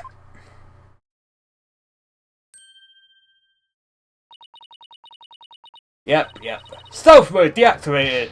Oh my! Oh, the box has hands! Oh my god, he's throwing hands! Oh, she's throwing hands. The box is throwing hands! Smile, Your Honour! What the dickens? I've just had my picture taken. Miriam Scuttlebutt, senior at the Legal Academy. I'm a reporter on the judge course. Juniper's been a bad girl. I'll tell you all about her crimes. May I ask whether you could come out of the box? How will I get any more scoops if I blow my cover? So the answer is no. After all, covert action is an undercover reporter's bread and butter. The testimony from a faceless witness is highly irregular. A former ninja I met in the clink said that exposing those who work in the shadows is to pass the death sentence upon them. Oh my, I'd never thought of it that way. Very well, if it would spare a life, I'll make a special exception this time. A former ninja in prison? Holy Shinto! How can the judge believe this load of crock? Now, your testimony, please. Oh, but take care not to reveal your face. First, witness testimony of the day. The similarity of the case and the script. The murder happened exactly like Juniper's mock trial script. Up until the mock trial began, only Professor Court and Juniper knew the script's content. Professor Court's sudden decision not to use the script sparked Juniper's murderous rage. Juniper has to be the killer, she has a motive, and the murder is just like her script. The murder is just like her script? Could such a thing be true? Compare her script with the murder case and crime scene photos, then you'll see. This is so simple, even an ape posing as a decrepit old judge could understand. Only the victim and the defendant were privy to the script, ergo the defendant is the killer. Furthermore, in the art room where the crime supposedly occurred, this witness's script, along with an envelope on which "used" was written, were found. This proves that the accused script had been rejected the day before the mock trial. He pressed the victim to use her script, an argument ensued, and then the fatal stabbing. That makes perfect sense! What now? Prosecutor Blackwell has all his ducks lined up in a row. He's really on a roll now. He's like a pit bull once he sinks its teeth into you. How dare she! My script had it all! A bum rap and phony evidence, grudges and betrayals. I trust the defense is ready to cross-examine the witness. No problem! I mean, yes, I'm ready. I think. Trying to find a hole in their testimony and unbox the truth. I've seen it done over and over. I know I can do this. Done. Done. Done.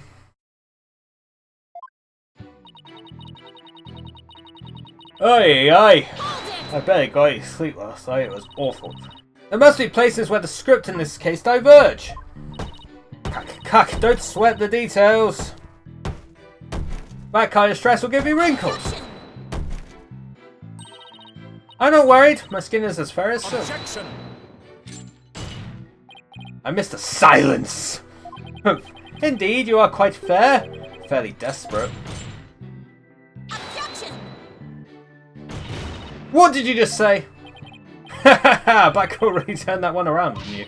Just whose side are you on? Hurry up and figure a clever comeback. Whoa, easy there, Athena.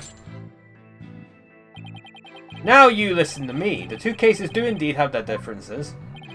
For one, the stage hadn't yet been erected in the mock trial script, and in the actual case, there were signs indicating the victim's wrists had been bound.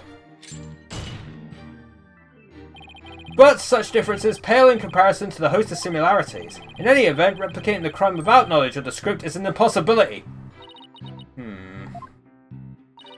Looks like I won't be passing this off as a coincidence.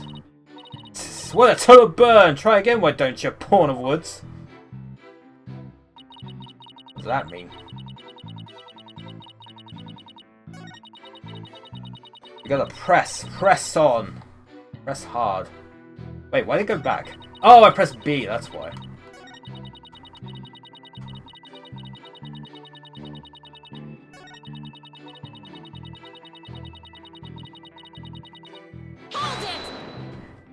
Hold it! Anyone who saw the mock trial could have recreated the crime. After they saw the mock trial, they could have easily staged the body just like the script. Humph. Weary is the trial which pits Hawk against Canary. What did you just say? Hahaha, if he's so weary, you should try humphing less. I bet that saves some energy. There's no time for jokes, Apollo. He just called me a canary. Don't let him get to you. At least canaries pick up on things quickly, just like you. I shan't repeat myself, so listen carefully, Sykes Donald. Hugh O'Connor discovered the body before the mock trial even began. How could one stage the body as it is in the script before anyone knew its contents? Ah, that's right. Do you even fathom the intricacies that go into staging a crime scene? No, I think not. You have the rudimentary mind of an elementary school child. Elementary school?! Reporter's testimony throws attorney Athena Sykes for loop. The perfect caption. How marvellous! A photo in the newspaper is just a thing to boost your brand. In a school paper? Seriously? I believe you pressured the witness more than enough. Pressed the witness more than enough, Miss Sykes. Now how do you see how clear-cut my case is? Take it now, and in that fair, desperate mind of yours, etch it deep so you may never forget. No, no! Even my arguments got thrown back in my face. It wasn't supposed to be like this. What am I gonna do? Athena, you should just about have all the answers you've been looking for now. Huh? Think about it this way. If the killer knew the details of the mock trial, would they really commit the crime in the exact same way? Don't follow. Try to place yourself in the killer's shoes, and I bet you'll discover an inconsistency if you do. Yeah, why would they do it exactly the same way? That would easily implicate them. Ah, oh, I get it! Oh, thanks, Apollo. Miss Scuttlebutt, just so we're clear, you're claiming that the killer intentionally made the crime scene look just as it was in the script? And that is beyond the shadow of the doubt not a coincidence, is that correct? No duh, after all, it's just more evidence of Juniper's evil she-devil ways. Ooh, that's an angry face. What'd I say? What'd I say? A client made the crime scene look just like the script, something known only to her? That'd be not just foolhardy, but completely irrational. What do you mean? Yes, Miss Sykes, please tell this court what you mean by irrational. It wouldn't make any sense for Junie to mimic her own script on purpose, because it would make her the culprit. The murder scene was the same as it was in the mock trial script. That in and of itself is irrational. What's wrong with them being the same? Yes, Miss Sykes, care to explain what you mean? Okay, let's say for argument's sake that Miss Woods is the killer. If so, then what reason would she have to intentionally make the actual murder mimic her own script? That's easy. She was admitting that she was the... That's right. If she had really done that, it would have been like proclaiming to the world that she was the killer. So what we actually have here is evidence of someone trying to frame a client. That's a lot of things in your fucking box. The body was found the day of the mock trial. In short, the day the details were revealed. So it would be completely inconceivable for the murder to go exactly like the script. Don't let it go to your head just yet. Objection. Humph. It would seem Justice Donno's comrade in arms has finally drawn her sword. However, the blade is dull, and it shall remain so until you master its use. Enough with the stupid sword metaphors already! There is a perfectly good reason for the inconsistency of which you speak. Reason? What reason? Must I spell out everything? Humph. You are what people today call high maintenance. The accused had intended to stop the mock trial, and in that event, nary a soul would have been the wiser to the similarities of the case and script. No! The mock trial was only stopped after the body was accidentally discovered. Objection. Humph. A witness here had also discovered the body. In fact, she was led to our dearly departed professor by the accused herself. What? Miss Scuttlebutt saw the body too? Precisely. And with the discovery of the body, the mock trial ought to have been cancelled. Wait, so you didn't call the police? Nope. I kept it secret for my big scoop. You can't do that! Humph. I made her pay long and hard penance for her sin, did I not, my little box top? Compared to the work of a war correspondent, the sheer terror of that was... Ag! Jeez, I wonder what the twisted samurai did to her. Block off all the holes in her box? And spin her like a top while Detective Fulbright cackled in delight? That sounds more nauseating than scary. Enough jabbering! Witness, continue your testimony! Sure, Mr. Samurai. I'm ready to finish off that she-devil. More witness testimony. Hands off! What Scuttlebutt saw. I snuck into Juniper's dressing room while everyone was in the lecture hall. Juniper had changed into her stage costume. I asked her, "What are you doing?" And suddenly she fled into the hallway, as if she wanted me to follow her. I followed her all the way to Professor Court's body. She led me right to it. I'm positive it was Juniper because she was wearing the costume that she had made. Hold it! Why did you withhold such key testimony? What's that supposed to mean? Athena, you haven't even started your cross-examination. I know, but her testimony points to her as being a potential suspect. Well, I don't think Prosecutor Blackwell is. No, wait. I bet he's already thought of that. The witness left the lecture hall to sneak into Mrs. Wood's room before the mock trial. That means she, too, could have moved the victim's body. Cuck! Prosecution's claim no longer has any ground to stand on. Wait for it. I was waiting for an objection. Help! Now, no need to ruffle your own feathers, sir. When you squeak like a little brat, it agitates Tucker. Do you want him to peck your eyes out? No thanks. You listen here. The witness has a perfectly good alibi. Oh yeah, I do. Around the estimated time of death. I was at undercover reporter class. It's right near my home. Undercover reporter class? The proverbial rug has been pulled from under you. The witness cannot be the killer. The defense must look before leaping, or at least make sure the rug's secured to the floor. I tried to warn you. Ugh. Well, there ends the cross-examination. Let's allow the witness to step down. Huh? No, wait a minute. The defense has no right to cross-examine the witness after that little spectacle. Whatever a man is showing, this he will also reap. Why can't he say you reap what you sow? Very well. If the cross-examination is over, I suppose the witness may go home. I've spent some time in our lovely box and recover from today's stressful events. Don't you worry about me, Your Honour.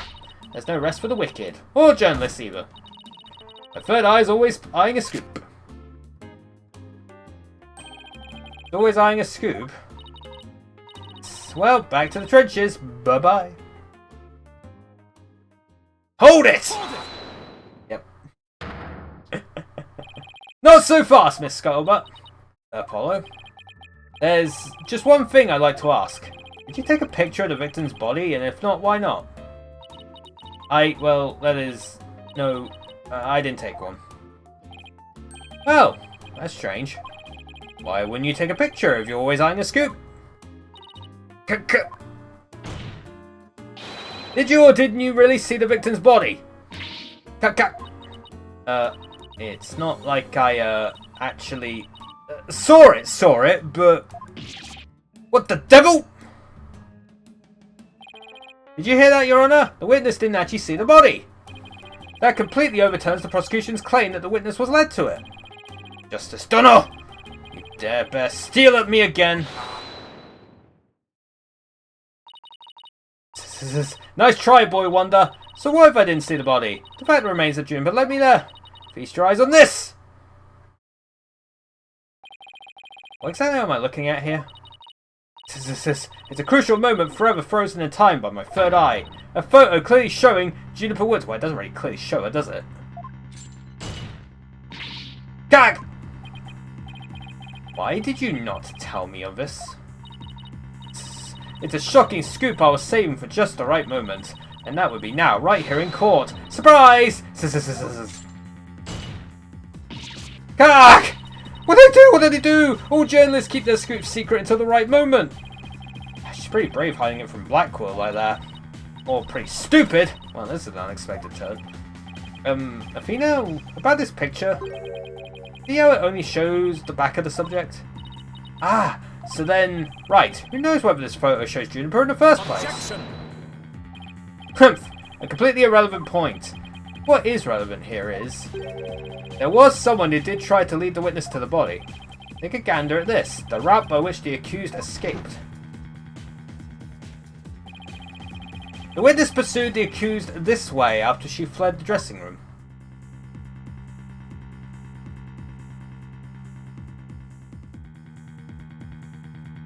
Maybe she was just... The accused descended to the first floor and exited to the quad. Then what, carton cretin? Then I tripped and fell. Caught my knee on my own box. Stayed under a box even while running after someone? That sounds difficult.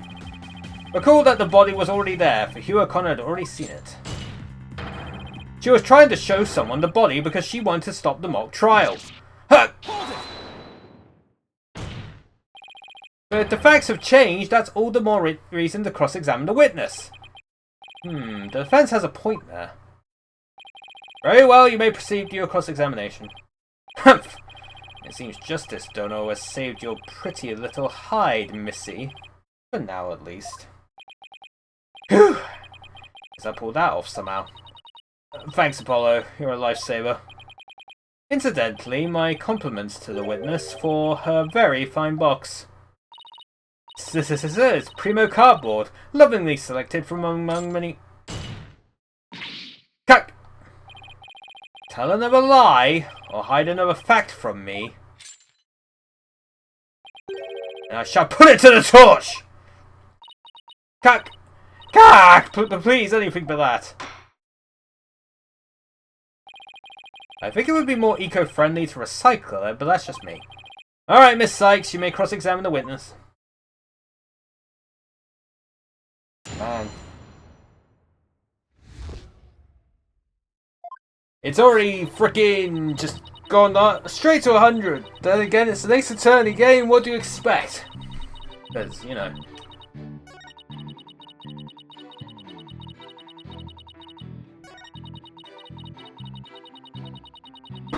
Bum, bum, bum, bum.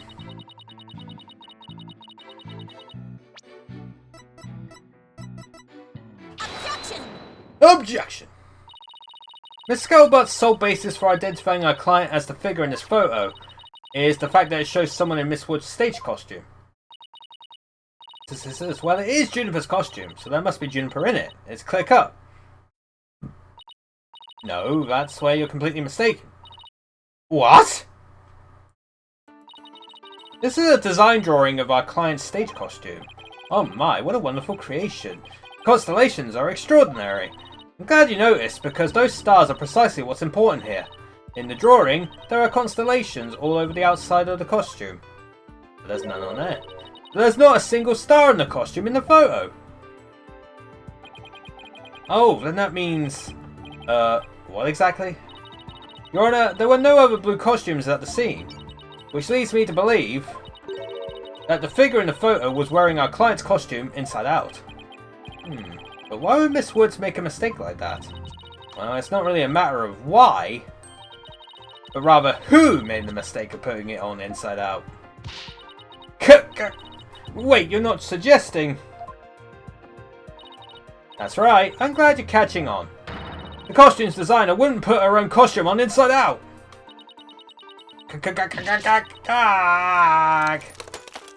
Those already fell out though. Sorry, Miss Scuttlebutt, but doesn't believing you had a scoop when you really didn't make you a failure as a reporter. I couldn't read that properly. A failure as a reporter.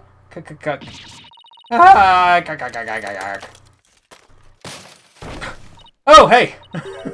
Ah!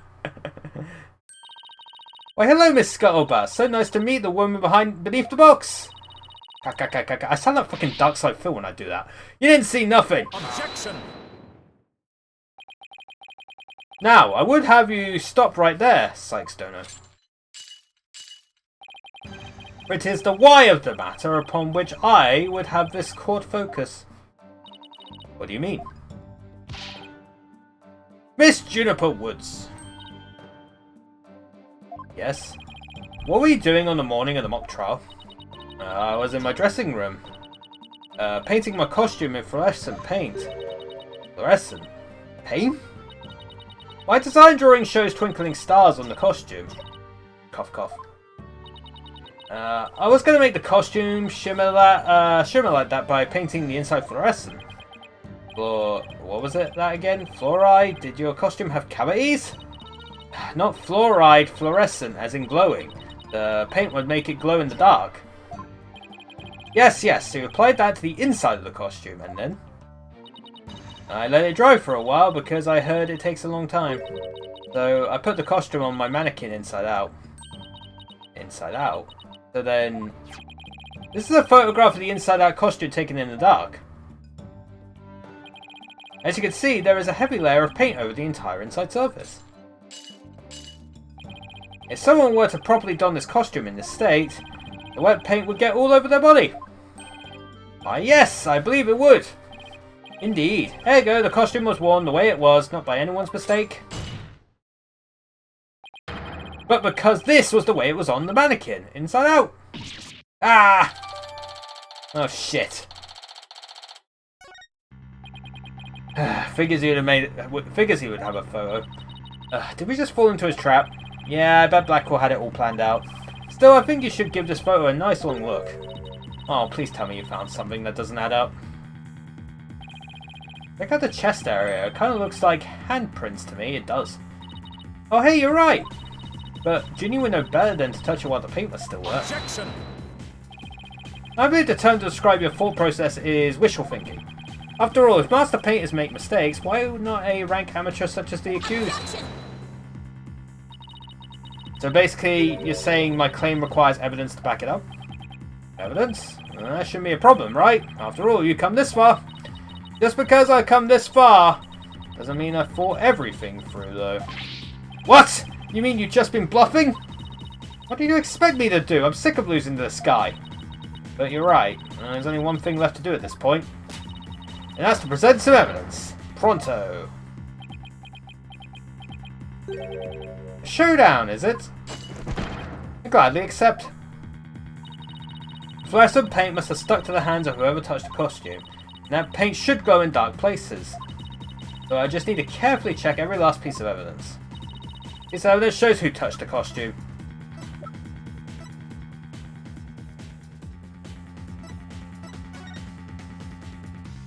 Oh shit! Oh yeah, I see it. Take that! A school newspaper? Interesting.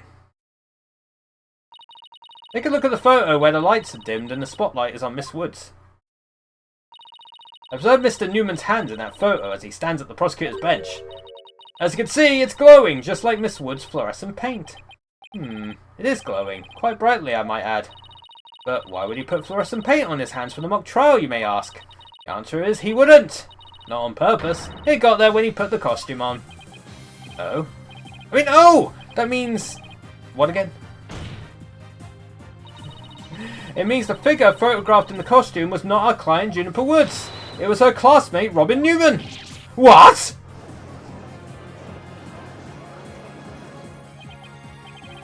I think you were actually able to prove that.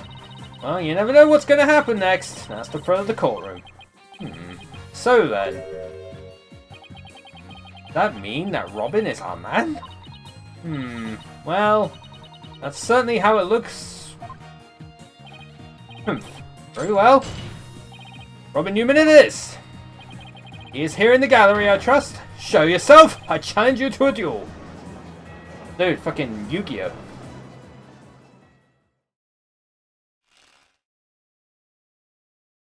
It's sweating. Alright, chat. I'm going to need to go make my lunch, so I'm going to go do that. I'll be back.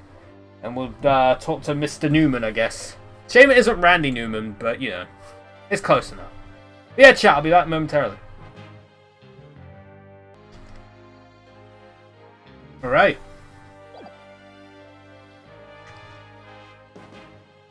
Alright. Will the witness please state his name and occupation? I'm Robbie Newman. I want to become a great artist. I practice day and night. Yeah! No, that's not it. Art's got to be sincere, ma'am. So for occupation, should we put down budding artist? No! Famous Legal Academy, Senior Prosecutor Course. This brace is proof of my masculinity. I've been trained to be a prosecutor for 18 years.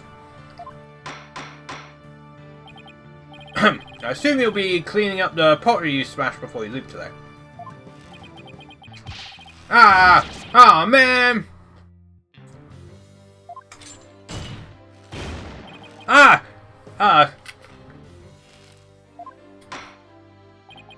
It seems the witness has finally settled down.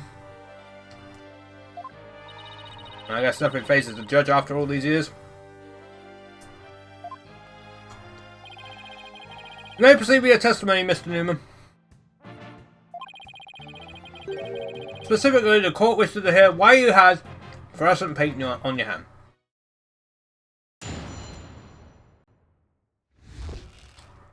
Why I touched the costume.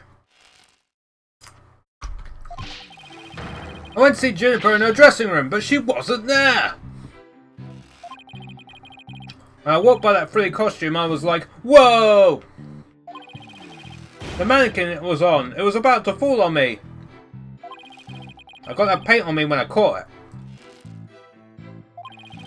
But I never put it on. That's just stupid. Hold it!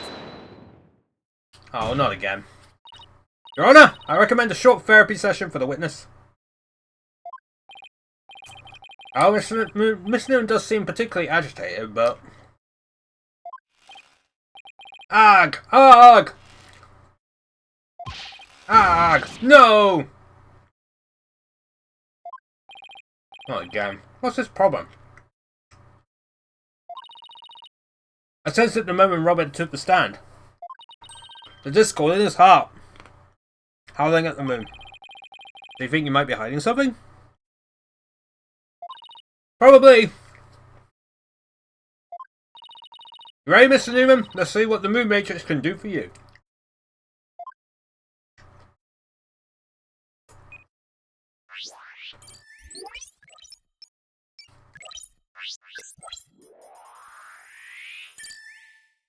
Man.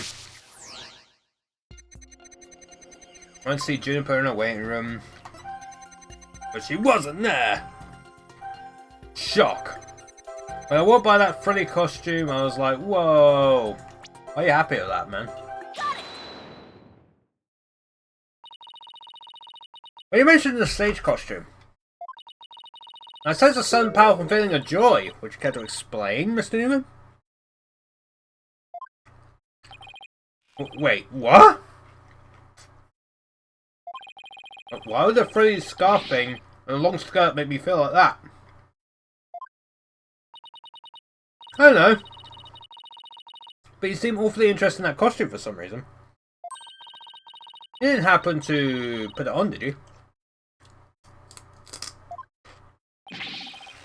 Oh, like I'd be into that kind of thing. I'm a dude and I'm into braces. You don't think Robin's actually got a thing for Juniper's outfit, do you? Oh, come on, isn't it obvious? You're enjoying this a bit too much, Reno. No way, man! The mannequin came falling towards me, so I stuck out my hands to stop it. End of story. That's a new piece of information. Time to run an update.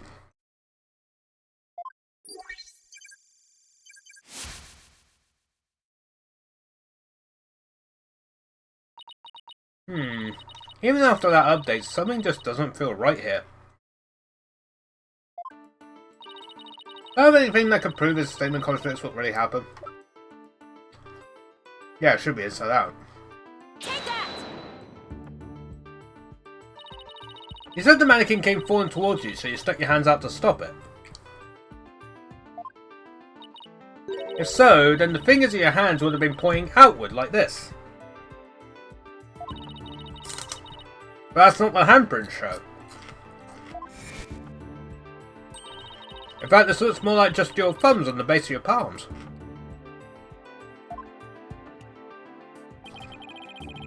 Why in the world would I leave such weird handprints? You know why? You left them when you went to adjust the scarf after putting it on. Just like the model in this drawing. Whoa!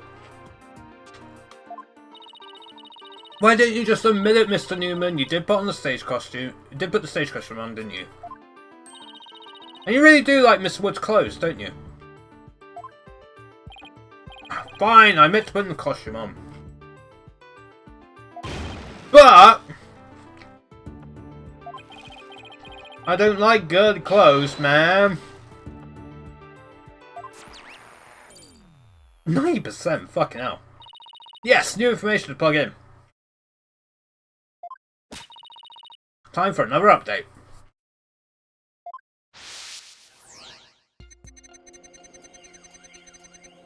Who's in there? My heart was pounding even though I'm a guy.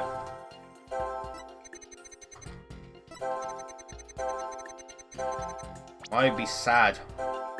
Got it!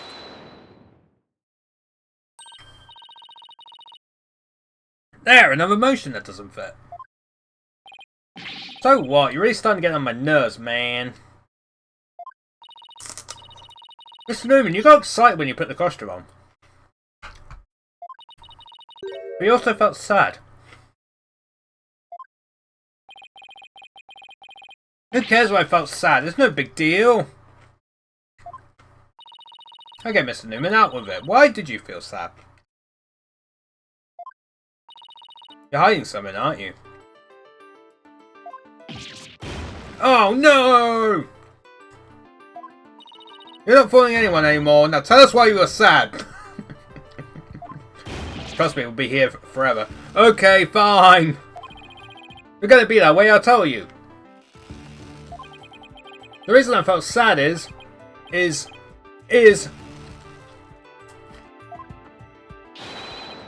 no matter how much I dress up, I'll never be as pretty as Juniper. Well, no offense, but his habit of shouting at the top of his lungs doesn't exactly help. No, that's not it. I totally own those girly clothes. I should have been totally pretty. But, there's something that keeps getting in my way. Wow, that's a whole lot of anger and raw emotion right there. His heart is crying out in pain. His emotions are out of control. Out of control emotions? We saw those during the Ninetales Vale incident. So all we have to do is find the source of his uncontrollable anger, right? Right, help me look for a conflict between his statements and the images we see.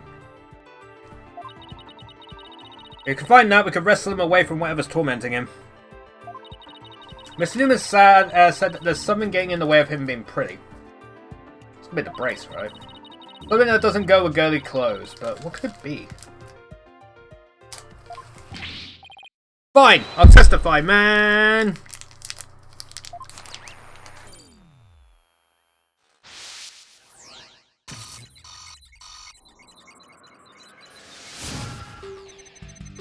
Oh boy.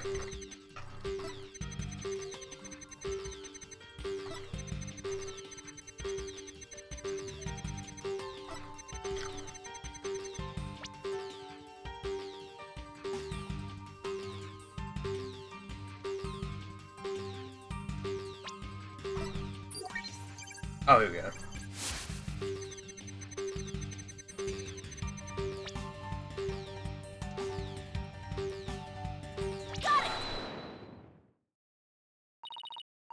Mr. Newman, you feel a great deal of anger towards your brace, don't you?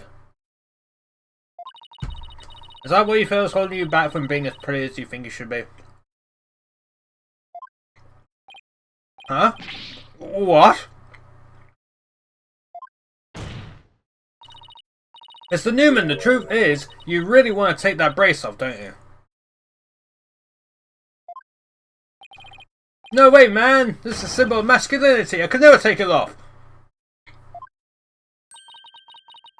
Is it that you can't take it off, or that you don't want to take? Oh, you don't want to take it off. Oh man, I should have kept my big mouth shut. I think I understand what's going on here. This is wild. This is really weird. He exhibits intense anger towards his brace, which he calls a symbol of masculinity. But he can't take it off, not even when he's trying to look pretty. What could be at the root of his complicated relationship with his brace? I have a feeling we're on the verge of uncovering an earth-shattering secret. Athena, you okay? It seems Robin is still hiding a secret, a big one. Bigger than the fact that he's secretly jealous of Juniper's looks? Yes, at least I think so.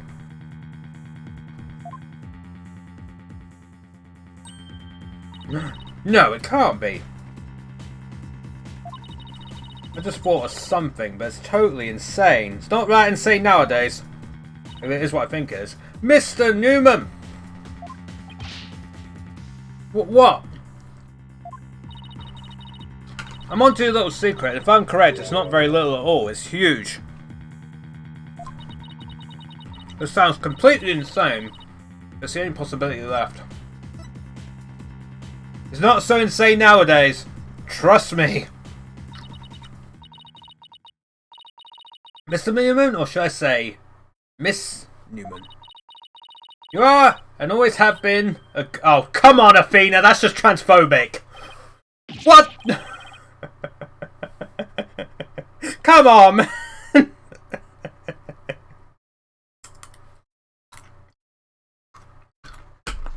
Athena, please. Come on.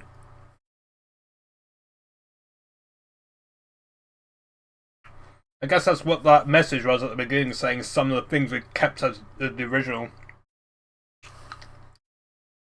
Athena, please. I'm actually mortified right now. Athena, I liked you. I liked you.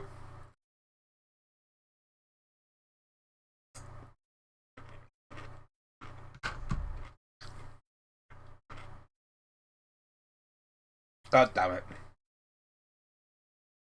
What? Have you lost the plot, Athena? No, I'm completely serious. And I mean direct evidence. That's what Robin's heart is shouting out loud and clear. Hold it! I still think you totally lost it. I mean, Robin reeks of testosterone. How could he possibly be a she? I thought I'd never seen a girl who shouts like a maniac all the time. Oh.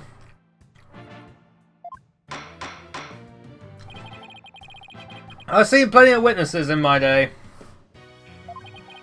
But if he's a she, then she's the most convincing actress I've ever encountered. Therefore, let me pronounce my verdict. Robin Newman is, without question, a man. Oh.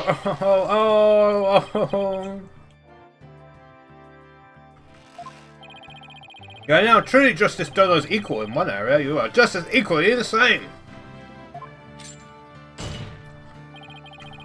Never in the history of this planet has there been a finer specimen of the masculine spirit.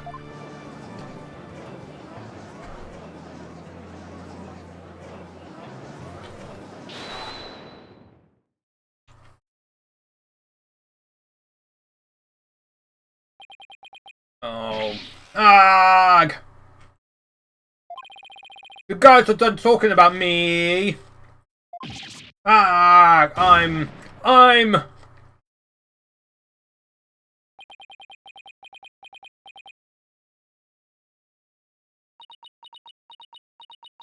Heh.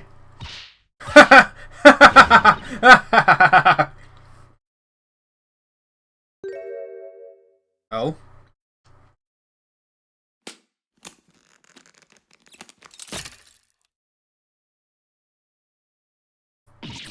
Ah! The brace is...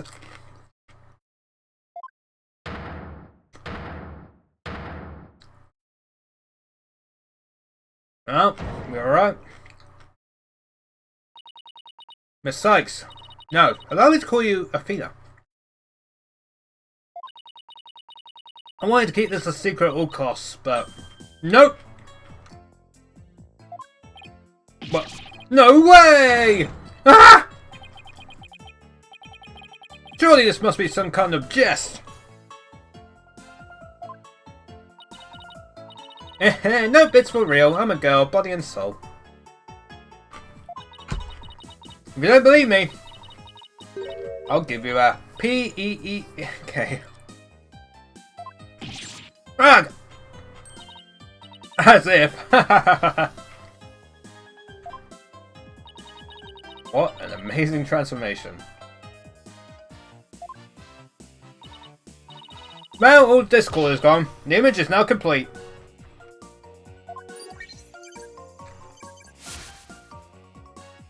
I don't think Athena was extremely transphobic. Jesus Christ.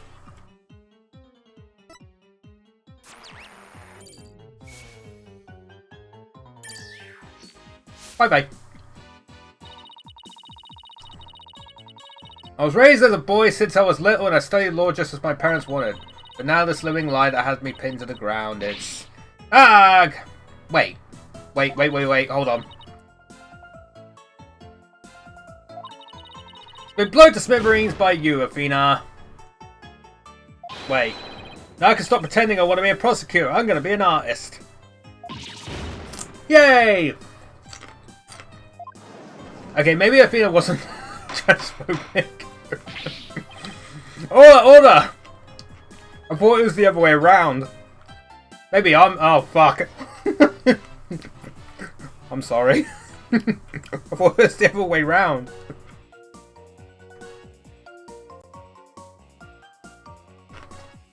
Athena, I deeply apologize.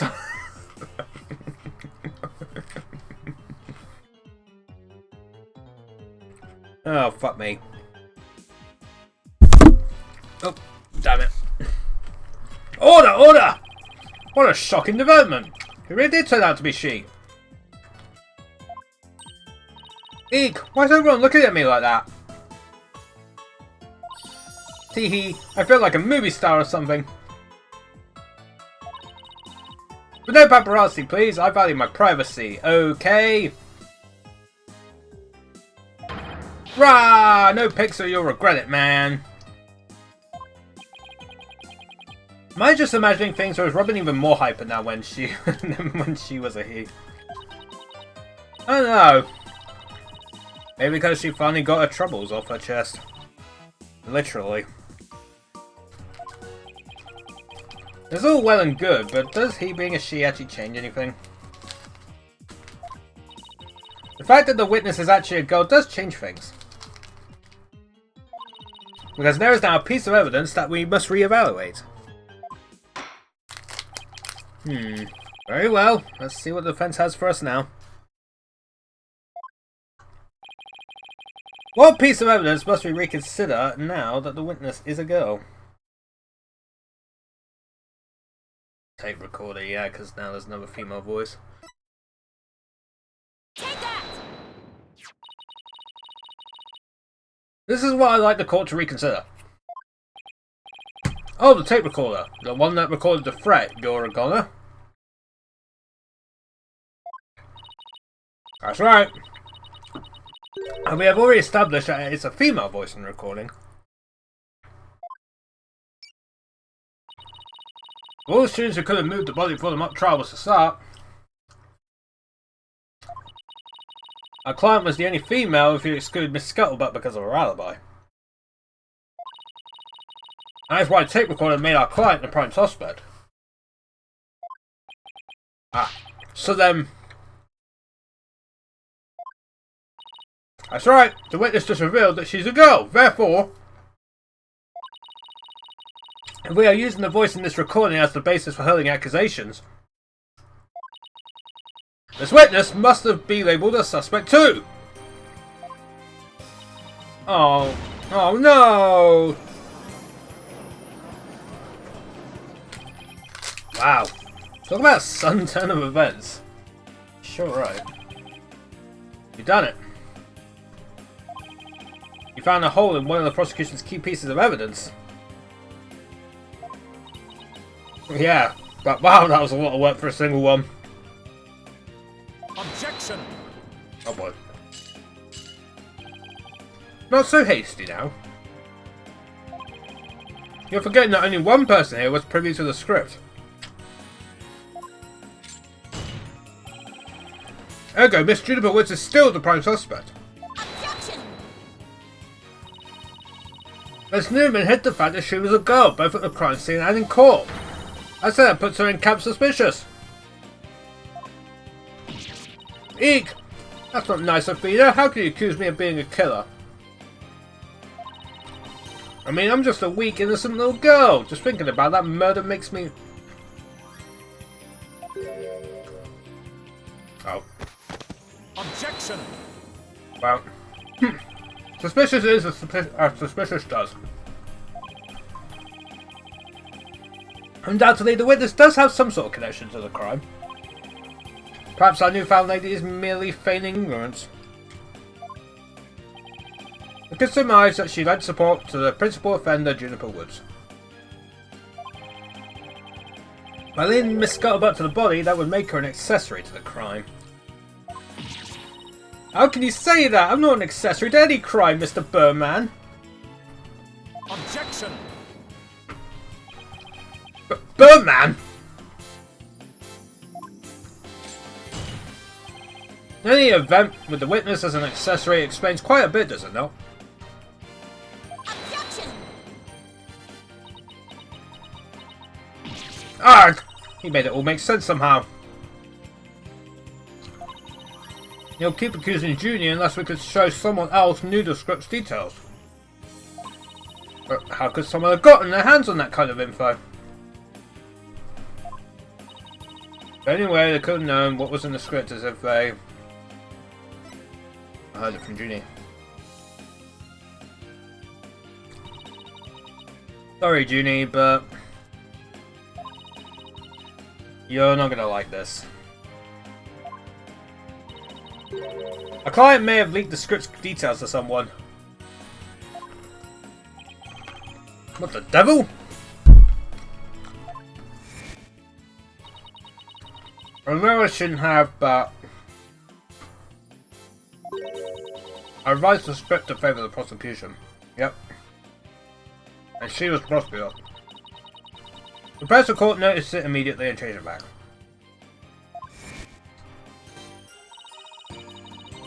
Miss Woods did not want Hugh O'Connor to win the mock trial. That's why I believe she leaked the details to the witness, Robin Newman. I get it. If Robin won, Hugh wouldn't be able to confess to Juniper. Right. Junior was probably trying to keep their friendship from becoming awkward.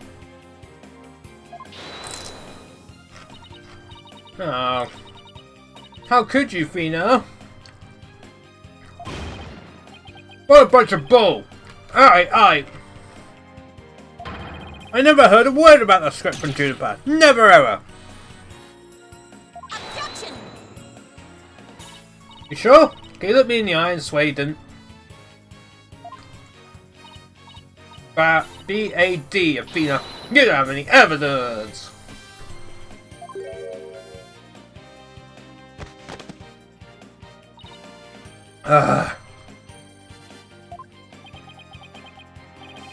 Actually, we might have just a thing. Really? Yeah, one of Robin's lines I read when we were reenacting the mock trial.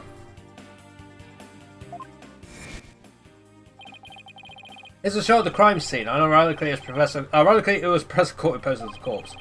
However, how did the mock trial participants react to this photo? Miss Newman was surprised by what Professor Court was wearing. Robin said, "Oh, the green sweatsuit." S-U-R-E. I might have said that, but so what? Well, think of it this way, Athena. Yeah, which way exactly? I told you that I'd be wearing a blue suit today, but then showed up wearing what I've got on now. What would you say? Oh, the red suit. Oh, I think I got it! Your Honor, we have evidence proving that Miss Newman knew the contents of the script. The defense moves to present said evidence to the court. Very well, Miss Sykes, present away. This evidence proves that Miss Newman had prior knowledge of the script's contents. Take that! The actual script. The mock trial script? Miss Newman, during the mock trial you were shown a photo of the victim's body. And reportedly you reacted by saying, "Oh, the green sweatsuit." Oh, yes, I said that. What's your point?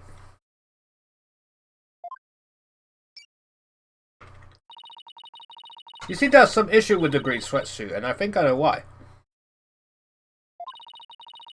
The proof is in the script, specifically on the things to prepare page. Sweatsuit. Victim's outfit will be a red one from the prosecutor's course.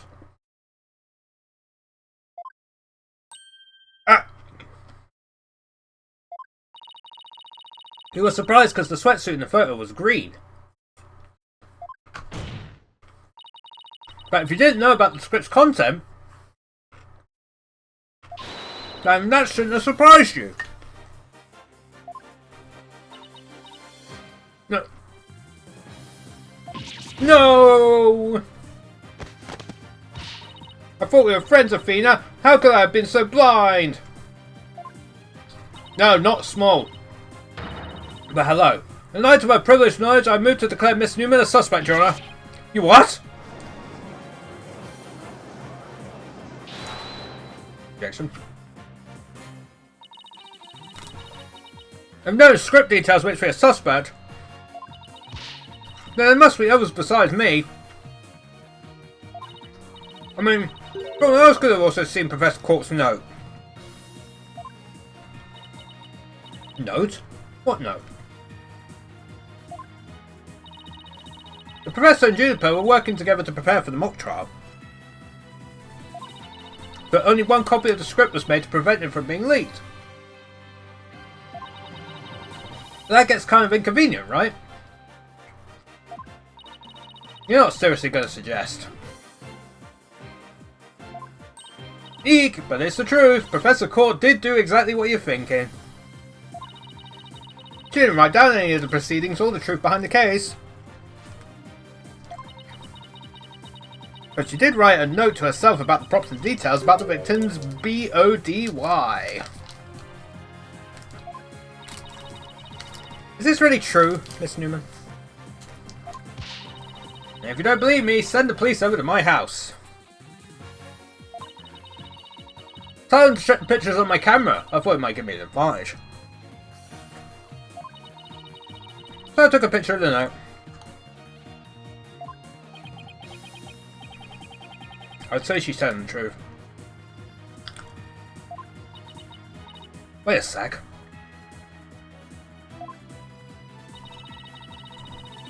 If there's a note with details about the body, then that means there are others who could have made the murder look like her client's script. Yes, I believe you're right.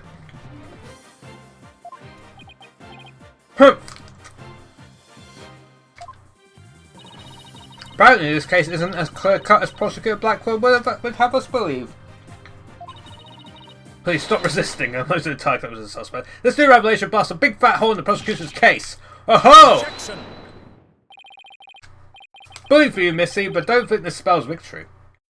Stop resisting. I'm most of the time. No! We're not dealing with ICE agents here. It's fine.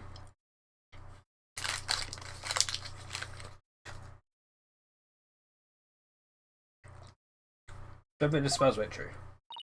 And why not? The battle is still young and my blade is now fully drawn. Between it and my next witness, your life will be forfeit. But put away your wooden sword. And show me what you're truly capable of if you wish to live. You want it? Don't worry, I'm gonna bring it.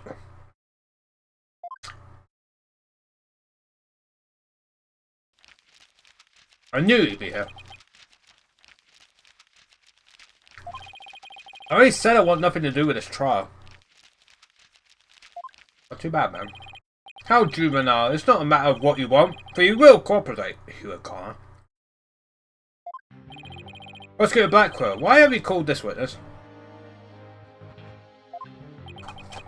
You'll recall that the day before the mock trial, in short, the day of the murder, the accused testified that she left the home at around 6 PM. Yes, my notes here do confirm that fact. Right. Our client was at school at the estimated time of death, so she couldn't be. Objection! Yet that was but a fallacious lie, or am I mistaken, Golden Boy? I've no intention of saying anything more. Now, if you excuse me. Hold!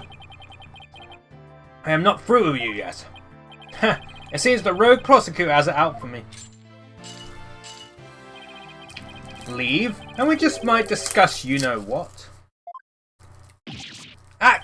No, wait. Oh, shit. One little statement and Mr. Cool loses it? What's that all about? I changed my mind. I'll stay and testify. Aren't you just like... Isn't this like illegal? Are you sure, Mr. O'Connor?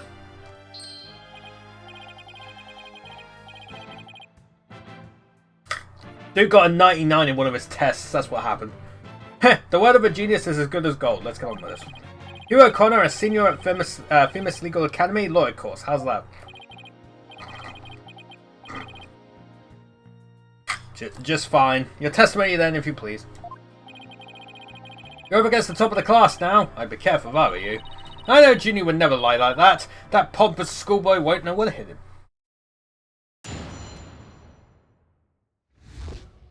Around the time of the murder.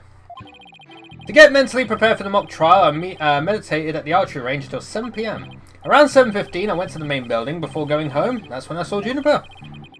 We didn't say much as we passed by each other. She seemed her usual self. That's it. Anything else you'd like to ask? That is quite enough. Well done, Golden Boy.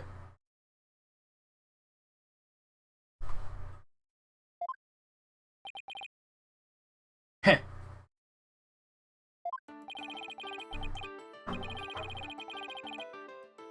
Final bell rings at 7 PM, at which point the campus is a desolate place. Now you will recall the tape recorder. We know the time of the voice recording. It was 7:10 PM the day before the mock trial. That was the dark hour of this heinous crime. Do you have any proof of that? At this final bell, the school plays a special broadcast when the clock strikes 7. The female voice on the tape appears 10 minutes after that broadcast. The killer waited until the school was empty to spring a devious and deadly trap. Oh boy. So when the witness saw the defendant, that would have been...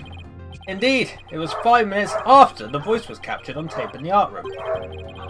Ergo, we know that the accused was still in the main building, even after the killing. The time of the murder and the time of when the body was moved. Great, another inconvenient testimony. Miss Sykes! Your cross-examination, please.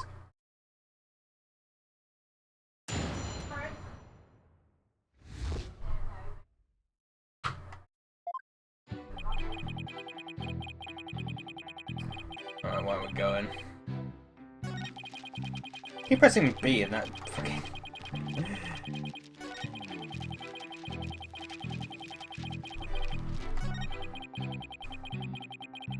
Wow, there's probably more, right?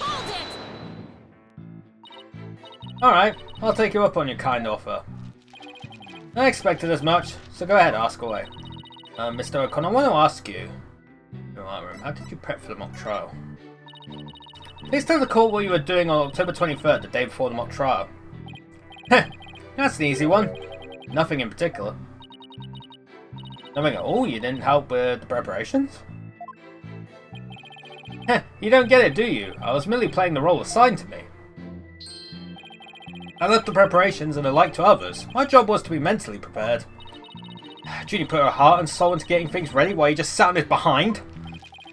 Just to reiterate, I spent most of the 23rd meditating at the archery range. I didn't talk to anyone until the school closed at 7 PM. I suppose a few archery club members did come and go while I was there. But you didn't talk to anyone? Not a single soul? That's right. I didn't say a word to anyone until the final bell at 7 PM. I see. This is crucial information. Please add it to your testimony. I don't know if you're bluffing, but if you are, you have a pretty good poker face. I didn't talk to anyone until the final bell. I'd been meditating alone at the archery range. Objection! Objection. So, you didn't talk to anybody on October 23rd. Are you sure about that? Are you sure about that? I already told you, my word is as good as gold. Okay, then how do you explain this? And don't spare any details. Sorry, never seen that before. This is the victim's planner. She recorded all of her plans in great detail. Take a look at this page here. It says, 23rd, meet with you and important. Don't you find that interesting? What? Where'd you get that? The keyword here is important. You say you were at the archery range all day. But you also said a few students came and went while you were there. Doesn't sound like a great place for an important talk. But the entire campus was buzzing with activity before the mock trial. Why could they have possibly had a private conversation? What about that too? But the situation changes after the last bell. What's this now? The witness stayed after the last bell. In order to have a private talk with the victim. Am I right, Mr. O'Connor? This is insane! Must we go through this yet again? I suppose you also have no evidence as usual. No, I don't have any direct evidence. However, the witness was meditating until after the last bell. He attempted to conceal his private meeting with the victim. First Robin, now me? Who are you going to accuse of next? Just another unscrupulous attorney looking to get ahead. Don't let him get to you. He's definitely hiding something. I mean, he was supposed to meet with the victim around her estimated time of death.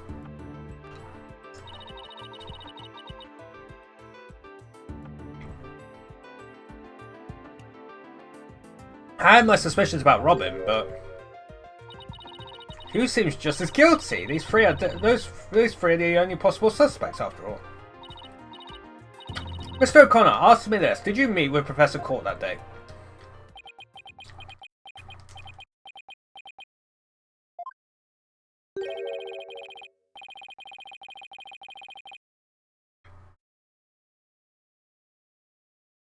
Sorry, Mr. Jailbird Prosecutor. I don't mean to steal your thunder, but I have something to say. If it will save me some trouble, then by all means speak away. If you recall, Miss Sykes, the voice on the tape recorder was female. Knowing that, I'd like to explain how I could possibly be a suspect. Oh, he has a point. Impressive. Golden boy here sure does shine gold indeed. Care to take the reins? You're more than capable of prosecuting this case? Sorry, but I'm studying to be a lawyer. What a pity. I think such genius is to be wasted on mere lawyering.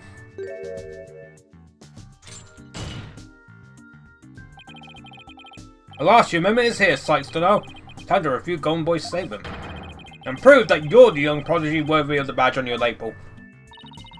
Ugh. Can you lay any more pressure on? The voice is unmistakably female, so there's no point in arguing about that. Yeah, you're right. In which case... Who does the voice on the tape really belong to? It has to be the victim, right? I called it earlier. The voice on the tape belongs to the victim. That's the only thing that makes sense. Objection. Are you mad? The voice in the recording says you're a goner. That is something a murderer shouts at the victim, not the other way round. Yeah, that is a problem. You're a goner. You're a goner. You're a goner. Oh, it's his name! It's his name! Athena? You're a goner. You a goner. You a corner. You a corner? Wait a second! Whoa, Athena, you're scaring me here. You're scared? I'm terrified for even coming up with this. What? Prosecutor Blackwell, you want to know if I am worthy of my badge? Well, I'm about to show you why. Despite my age, I can wear it with pride. Oh? Then can I take it you won't be changing your argument? Still, it stands that it's a bit odd for the victim to be the one yelling you're a goner. I agree if that's what the victim was saying. The faces in this game, yeah, I love the faces in this game, they're funny. But it's not. Some of them are horrifying though, I will admit. I sure you have something to back up your assertion, Miss Sykes? Not exactly, but you know how to add fuel to this fire, Your Honor. If it is indeed Professor Court's voice in the tape, then she was shouting because she was... scolding O'Connor. I would like to call one basic fact into question. Is that shout on the tape really saying, you're a goner? I mean, Ace Attorney usually does, very true. I like a Apollo's face here. What are you up to now, Athena? Professor Court's planner says she was supposed to meet with a witness for an important talk. Perhaps our witness, despite being a genius, had done something wrong. I mean, this made Professor Court get angry with him during their private meeting. Let's see how this changes what we heard on the tape. Well, if you want to see how it changes things, let's try a little experiment. Your Honor, I want you to yell at the witness as if you're mad at him. But, and this is important, use his full name. Okay, let's see. Hugh O'Connor! Heh, well, I do deserve that. Yes, like that. Now try again, but faster. Hugh O'Connor! Hugh O'Connor? Hugh O'Connor? Hugh O'Connor? Wait a second. No, this can't be. Objection! You think I'd spend the energy to lead you this far if it wasn't true? Ah, but it is, Your Honor. Humans are not perfect, that's a scientific fact. Some might say humans kind of suck, actually. But I digress. We sometimes mistake shadows for monsters, or the wind for voices. Now that you mention it. You can do this, Athena. Just give the old guy one more little push. The sound on the tape recorder never was the phrase you're a goner. That's only what we thought we heard, when in fact it was the witness getting yelled at. The court will note that this is different from the selective hearing men are so good at. I think you're right, but what was that last part again? Yeah, fucking hell. But you know what? She's not wrong either. That's why we're not humans, but bones. Absolutely. And I am a very, very large horse indeed. Never mind. The important thing is that the voice that was recorded isn't our client's. And since it was the victim scolding the witness, he must now join the list of suspects. Eric! Objection.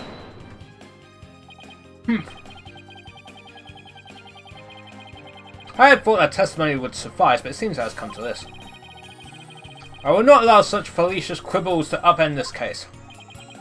The prosecution has one final piece of evidence to present to the court. Evidence? What's he going to pull out now?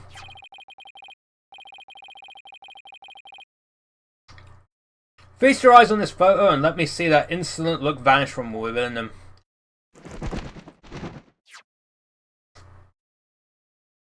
Picture. Let's see here.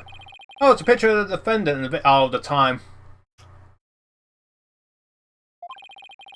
Photograph shows professor and student preparing for the mock trial together. Wait, was this taken in the art room? The room where the murder occurred?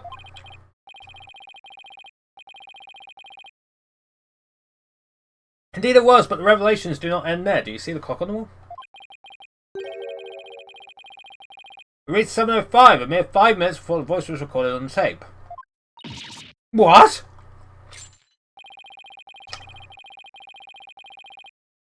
But why? They look so happy. The accused brutally stabbed the victim to death 5 minutes after this photo was taken.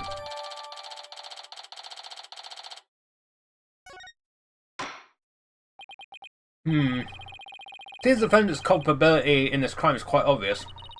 Junior was with Professor Course just 5 minutes before she was murdered. What now? Nothing I say can change that fact. Understand now? You can believe in your client all you wish, but try as you might. Such misplaced faith will inevitably cut down before the cruel, steely blade of truth. Nag! Listen, Missy, the person you'd like to save more than anyone else in the world, I'd be willing to wager that your defense isn't what they desire. But... I became a lawyer so I could... You still fail to understand? After so much pain and defeat? The courts are not the play yards of little children dressed as lawyers.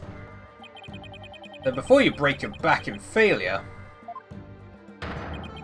run along home and grow up! Ah!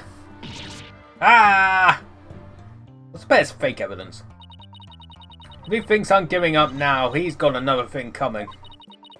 I have to find my inner strength if I ever hope to save him. But I can't think of any way to strike back. The worst of times are when lawyers have to force their biggest smiles.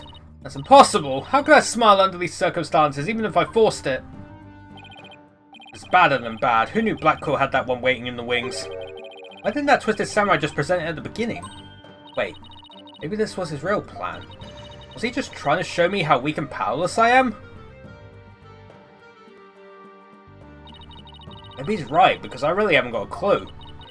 Who's the real killer? Who murdered Professor Constance Court? Robin Newman, a girl who had been forced to live a lie as a guy?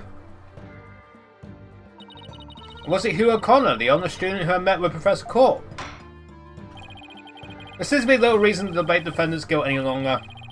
The time for a verdict has come. Who's objecting? Oh, you! No! That's not gonna happen, man. What's the meaning of this? You can't interrupt a judge about to hand down a... Tee-hee. Maybe, but false verdicts are a N-O-N... Oh, no. What? Miss Newman, please explain yourself. Juniper's not the killer. I know, because I know who the real killer is.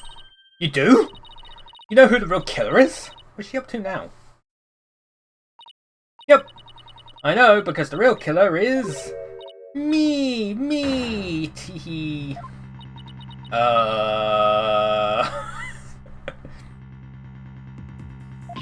What? It was me! I did it alone! Just me! I don't get it. Why is she confessing? Miss Newman was witness near the stage. There's even a related photo of her. The more I think about it, the more suspicious she seems. Robin Newman isn't the kind of guy who pins the blame on friends. Just so he can walk free! You see the perpetrator? Yeah, I'm right here. I don't think it's her. I think it's the other guy. I think it's Hugh O'Connor. I think it's him. Get it over with! Declare me guilty already! Oh, please tell me Junior's gonna come back and say... Yep. Please. Wait. Juniper, what are you doing? Thank you for all you've done, Fina, but you'll have to forgive me. I can't let my friends take the blame any longer. Junie, no! Don't do it! You and Robin have done nothing wrong. They have absolutely no connection to this case. The real killer is me. I alone am responsible for it. Oh my god. Please tell me fucking Hugh's actually gonna do the same thing in a minute. The entire crime. What? Objection! Judy, you know that's not true. Hurry up and retract your statement. I'm afraid it is true. Forgive me, Fina. What is happening? I did it. No, I did it. Chap, maybe I did it. Order. Will someone please explain what's going on here? I see right through your cheap ploy. School rules state that a prior conviction terminates one's eligibility to graduate. A guilty verdict here would make whatever dreams one had go up in a puff of smoke. I wasn't aware. Even meek little mice will fight when cornered. A pitiful spectacle, I might add. These vermin are trying to protect each other now that they've nowhere else to run. Protect each other? Wait, so was Robin just trying to protect Junie too? If so, then the real killer is... He's gonna do the same thing. He's gonna do the same thing.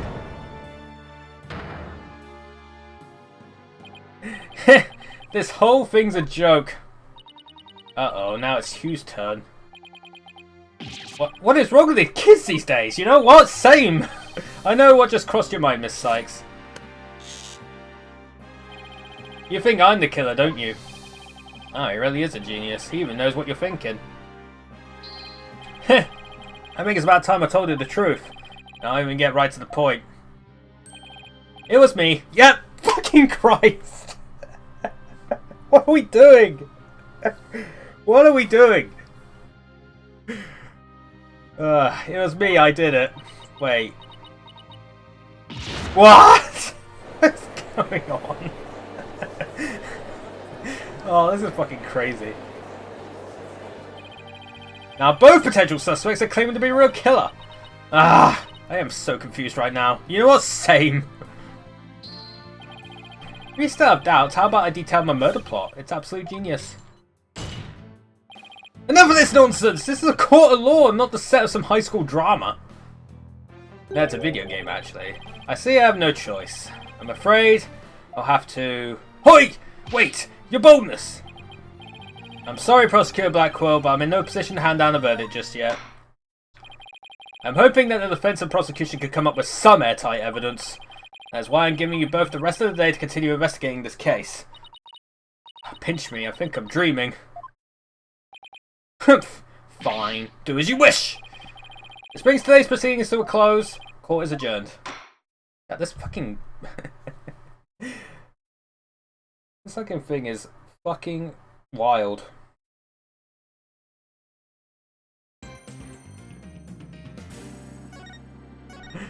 Dude, I love this fucking series. All of it is just so mad. It's fucking crazy. I swear the writers of this series, every single person who writes these cases is high on something. They have to be, right? Oh my word. Hey Phoenix. Sorry boss. Couldn't do it. You know, that little bit of advice you gave me. The worst of times are when lawyers have to force the biggest smiles. I don't know exactly what you meant. But there was no way I could force a smile in that courtroom today. I'm just glad you remembered that, but now how about relaxing a little? Relax! Not gonna happen! Junie, she asked me to defend her because she believes in me. But I felt completely hopeless. Or helpless. If it weren't for their confessions, If this trial proceeds in the same manner, it ends in the same way as the mock trial, would you not lose everything you worked so hard to gain? Well, I'll just have to make sure that doesn't happen then, won't I? No, I can't lose it all. Not now. You okay, Athena? You're turning kind of pale. I can't just stand around here. I'm going to finish the investigation. Can't you wait? I just took a batch of freshly baked cookies out of my magic panties. I don't want those cookies anymore. Thanks, but I better get going. Save me one for when I get back. Apollo, you wait here. I need to see Junior at the detention center first right away. No, wait, I'm going with you. Sorry, Mr. Wright, but I better go too. No problem. You two be careful. Oh my word. This is fucking crazy. Oh, I love it though. There's so much I need to ask Junie. What happened in court today? Where do we go from here? Where do we go from here? Oh, for fuck's sake, you again? Oh, now, fancy meeting you here. Oh, Professor Means, what brings you here? I asked him to come. He arrived just a little before you. I wanted to ask him something, but first, Athena, I want to apologize for my sudden confession after you worked so hard to defend me. He was calling me Athena until just now. No, I should be the one apologizing. The whole thing spiraled out of my control. Athena, don't worry. I'll really bring it tomorrow. I'll find someone to prove your innocence. About that. Athena, I've been thinking of asking Professor Means to defend me. Uh-huh. I myself only just heard of this a moment ago. Oh, so she thinks Professor Means would be... No, I can't let this happen. Not with the way he wants to do things. Junie, I know, Athena, but will you please hear me out? Athena, do you actually think Hugh or Robin could have committed this crime? The body was moved right before the mock trial. Besides Junie, they're the only ones who could move freely around the campus at that time. Oh, was it? What if it's the other guy? That Means guy. I'm sorry, Junie, but at this point I can't rule them out. I was afraid you'd say that. What's the bet? It's him. Juniper is seeking a lawyer who could clear all three of their names. Only I am capable of such a feat. But how can you possibly prove that all three of them are innocent? I am a result-oriented person. Come tomorrow, I won't fail to have the perfect piece of evidence ready. But the end really does justify the means. Especially for me, Professor Aristotle Mean. Ugh! Really don't like the sound of that! I'm sorry, but... just as you believe I'm innocent, I believe that my friends are innocent too. Alright. If that's how you really feel, we'll respect your decision. Apollo? But we want to continue our investigation. Can we ask you some more questions? Sure, I don't mind. Professor Means, would you like to stay and join our conversation? Yes, of course. I am your lawyer after... Look, that face is horrifying. I am your lawyer after all. There's that smile again. Why does it always creep me out?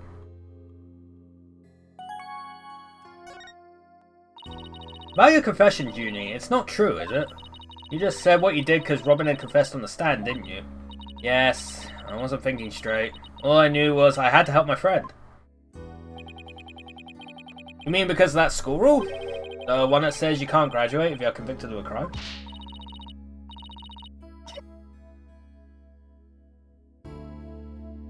No, I didn't do it because that's some rule. I did it because she's my friend. Cough, cough, cough. Why is there discord in her voice again? Could it really be that the friendship between the three of them is on the rocks?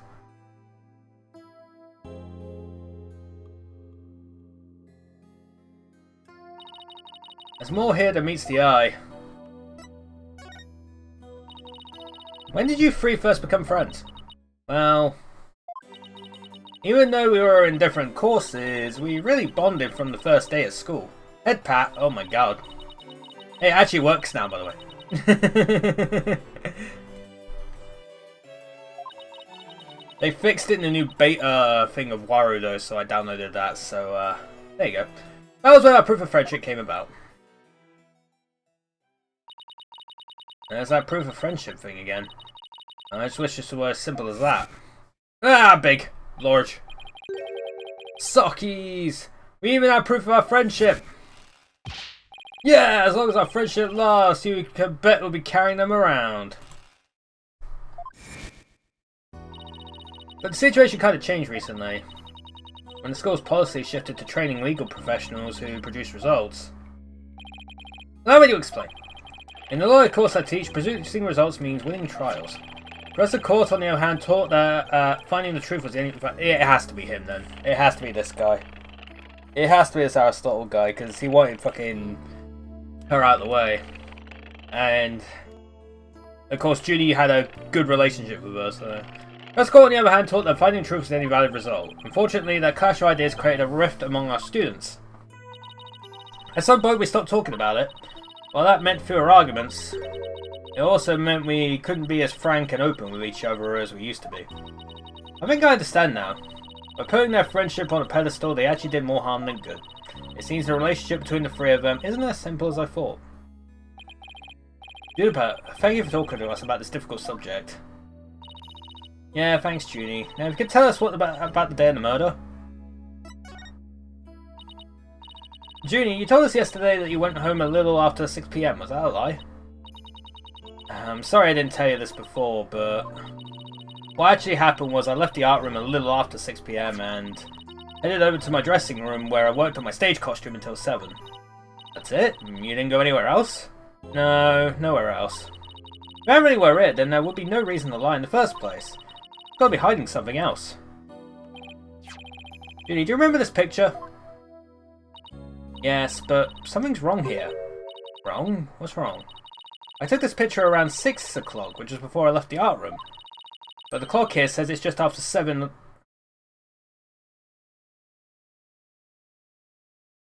I think I just realised what the photo is. Chat, you remember what day this thing takes place in? Like late October? What happens in late October, chat? What happens in late October? The clocks go back an hour, chat. Oh my god. She's about to be saved by fucking daylight savings. But the clock here just says it's just after 7 o'clock. At 7 o'clock, I've already been working in my dressing room for some time. But there's definitely something wrong with the time in this picture. I guess we'd better go check the art room. Okay, just one last question about the day of the murder. On the evening before the mock trial, the evening of the murder, you ran into Hugh. Yes, I did. Around 7:15, I went to the main building before going home. That's when I saw Juniper. I didn't say much as we passed by each other. She seemed her usual self. That's it. Anyone else you'd like to ask? I think it's Aristotle. I thought it was Q, but I think all three of them are innocent. I think it's Aristotle. She suddenly went silent. She always was terrible at hiding things. Was she trying to keep their meeting a secret by lying about going home at 6 o'clock? Alright, I won't press the matter any further. Is there anything else you noticed on the night of the murder? Well, I don't know if this will help, but that evening I went back to my dressing room to get something I'd forgotten there. It was well after the last bell rang. I'd say maybe around 8:30. At 8:30, huh? That's over an hour after when the crime was supposedly took place. That's when I noticed that both stage statues were finished. They were quite large and they were each covered with white sheet, but I could tell. It made me happy to think that after all that hard work they were finally finished. Oh right, the statues that Robin made, so they were covered in white sheets. Cough cough. Junie, are you okay? Sorry, I'm a little tired, that's all.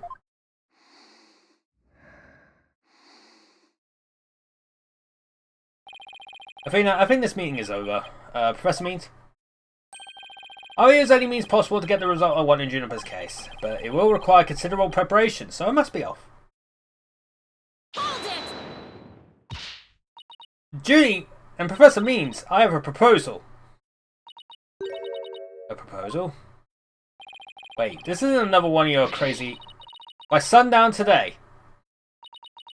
Yes, I, Athena Sykes, along with Apollo Justice... Wait a second. Don't drag my name into... We're going to discover the truth behind this murder mystery. What? And we're going to bring you solid evidence showing just what the truth is. I see. So, it has come to this, has it? If we succeed in doing that, I want you to promise that you'll accept it, Junie, no matter how hard it is to bear.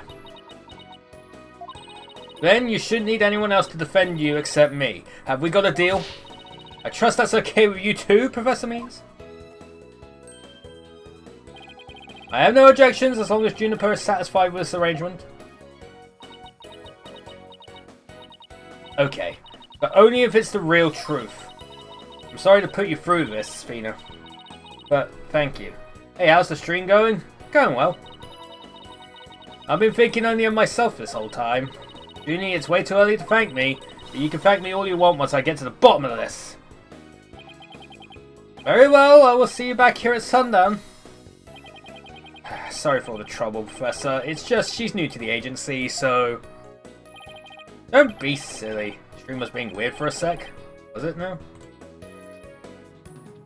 I don't know, it seems fun to me. It seems all fine to me, I don't know. Maybe it might be on your end. Yeah. Everything seems fine on my end. Don't be silly, I find it all rather thrilling. Now let's just meet here again later. If you'll excuse me, I better go. Okay, see you later. This trial proceeds in the same manner, ends in the same way as the mock trial. Do not lose everything you've worked so hard to gain. Ah, this is no time to be thinking about that. I've got an investigation to do. I will find the truth by sundown, no matter what. Hey, Apollo.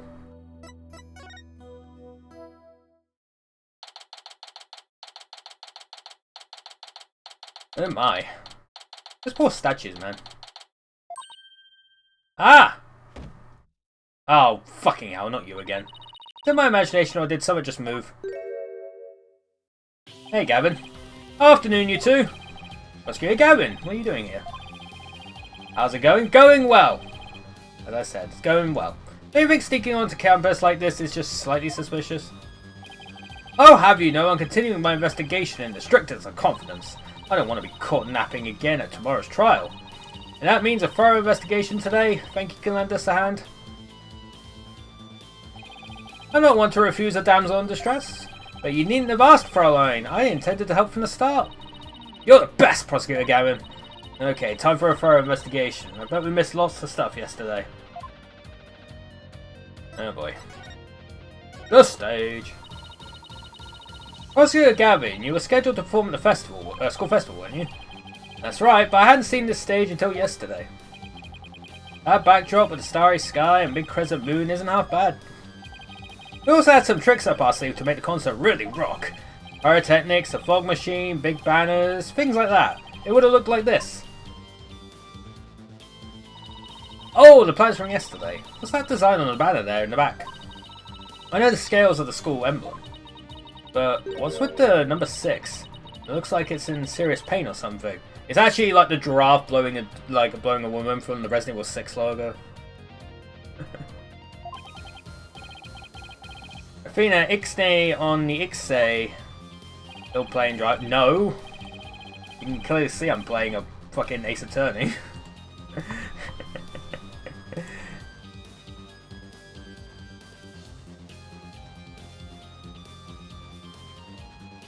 Oh yeah.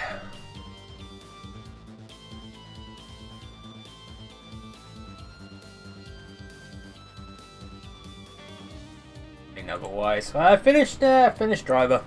I finished it already. That's Gavinier's logo, Fraulein. Oh, and nice piglet in there, forehead, really smooth. Oh, I made it looks like the number 6 rocking seriously hard. 9, Fraulein, it's a G for Gavinier. It's not a 6, but whatever floats your pretty boat. Oh yeah, I just realised it's on this fucking necklace. So where is the banner? I don't see anyone on stage. It was the important part of the show, but the school managed to misplace it somehow. It's a pity. They had it specially made from heavyweight high-grade cloth. A missing banner and 2 broken statues. There are mysteries plenty to be solved, yeah? Come to think of it, one of the broken statues was on Prosecutor Gavin. As you can see here in the stage plans, right here we have the statue of me, and right here, Herr Wright's statue. But little does that matter now, as we both lie in pieces thanks to you, Herr Forehead. What did I ever do to you? Actually, the statue broke into rather large pieces. Why don't we try to put it back together? Maybe we'll learn something new. Picking up the pieces of a shattered rock star? A tune! That's one uber cool idea! There might even be a song in there somewhere. Yay, let's do this! Still! Is this an investigation or am I interrupting a German language club social event? Both.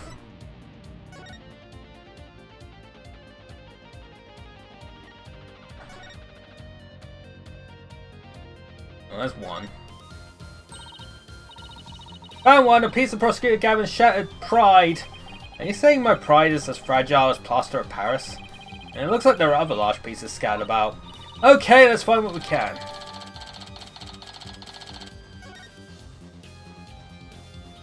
Well, there's that big one up there. Found another piece of the statue. But there should still be some more. Let's leave no stone unturned. bet.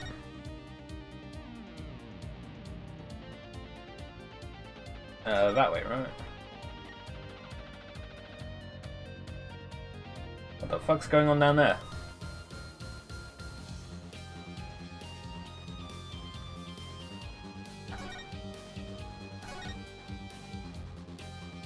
Missing something here? That fucking cardboard box, though.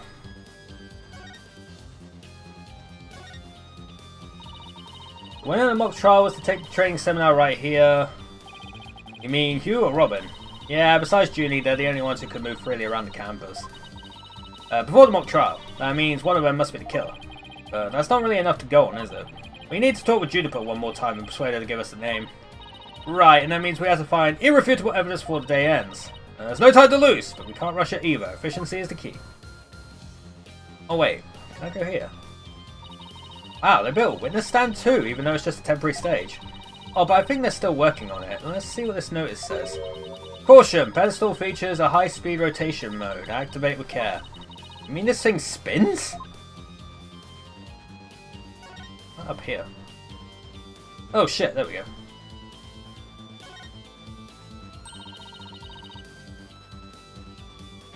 Find another piece of statue. There should still be some more. Let's leave those stone unturned.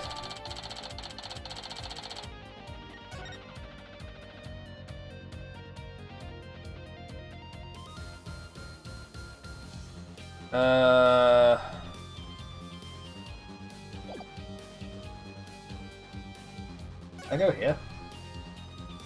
Yeah. Oh yeah, it's purple stuff here.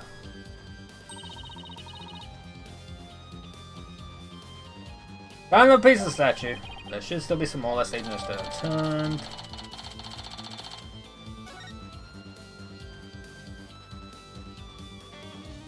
Oh, there's no one there.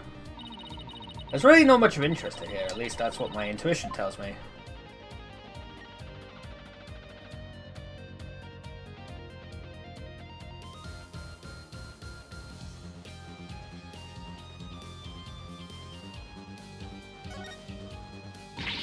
Oh no, Prosecutor Gavin, you're a complete wreck, literally.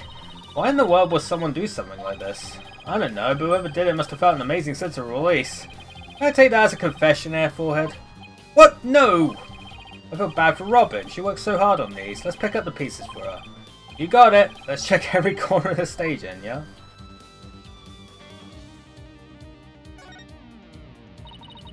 Copy the school paper with that story about the alleged love triangle. I wonder if people really waste their time reading this stuff. It's more popular than you think.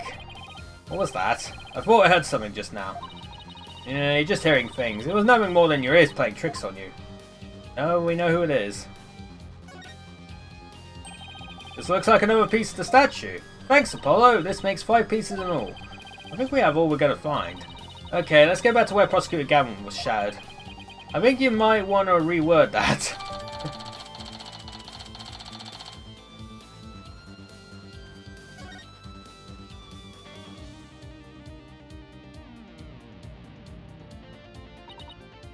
Well, I don't see any other big pieces lying around.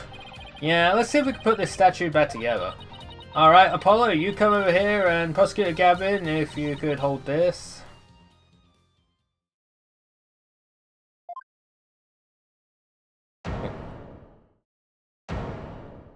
Let's see. Oh, that's not too bad. We did it! Not bad if I do say so myself. Yeah, but don't you think it's strange? We put the statue back together, but look. What's all these leftover white pieces? These look like they go together. And this one too. And Athena, what do you think you're doing? Don't stop me now. The artist inside me wants to get out and have a good time. Oh god. Oh. So, what is it? Ah, it's the goddess Allure holding a pair of scales in one hand and a sword in the other. That's quite the feat you pulled off there, Fraulein. Phew, I love that feeling you get after you work really hard on something. No, I knew who it was. What I meant to ask, what's it doing here? Not sure, there's no statue like this in the stage plans. Still, I could swear I've seen a statue somewhere before.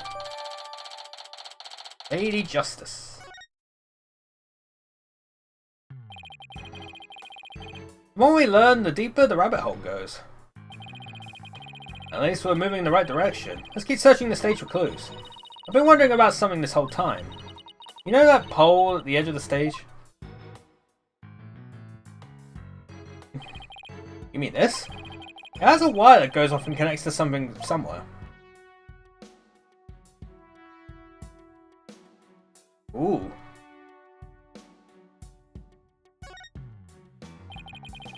This wire is for hanging banners over the stage. One of the policemen who was here earlier was checking how it worked. Oh, so that's why the banner looks like it's out of place. The banners are hung and removed from the art room over there. That's the art room over there? As in the scene of the crime? Bingo, Fraulein, it's still crawling with cops, so... Hey! Anyone in the art room? Oh, of course you are. Oh, it's you people! Ha ha ha! In justice we trust! Ah, it's Detective Fulbright. In justice we trust. Is that some kind of a greeting between you two? Detective Fulbright, can you lower that banner from there? Of course! Just leave it to me.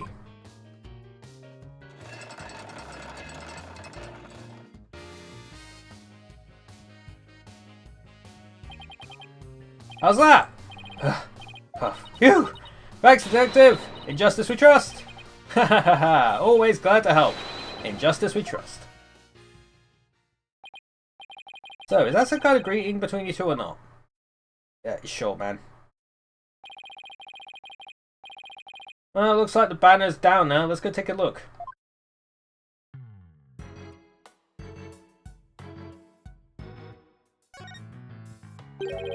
The statue doesn't look anything like you or Mr. Wright. The goddess bearing scales and a sword. She's a symbol of fairness and strength. But she and her symbols were shattered along with the statues of you and Mr. Wright. This is a direct challenge to the rule of law. Well, if they want to fight, they got one. Whoa, take it down a notch, Tiger. Let's save the fight for when we find our culprit.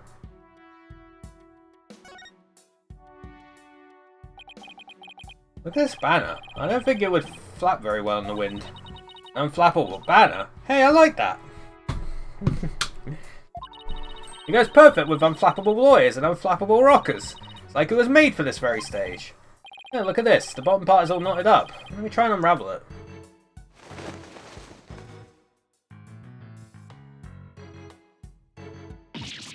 Jeez, did you really have to? You don't come across an unflappable banner every day.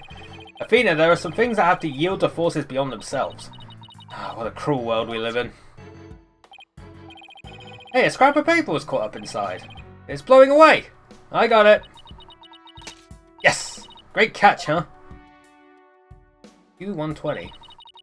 Looks like some kind of note. What does it say? October Q120. What's that supposed to mean? A test score, maybe? Pretty impressive when you consider that 100 is a perfect score. I don't see how even Hugh could get beyond perfect. Fraulein, shall we inspect the banner again now that it has been unravelled?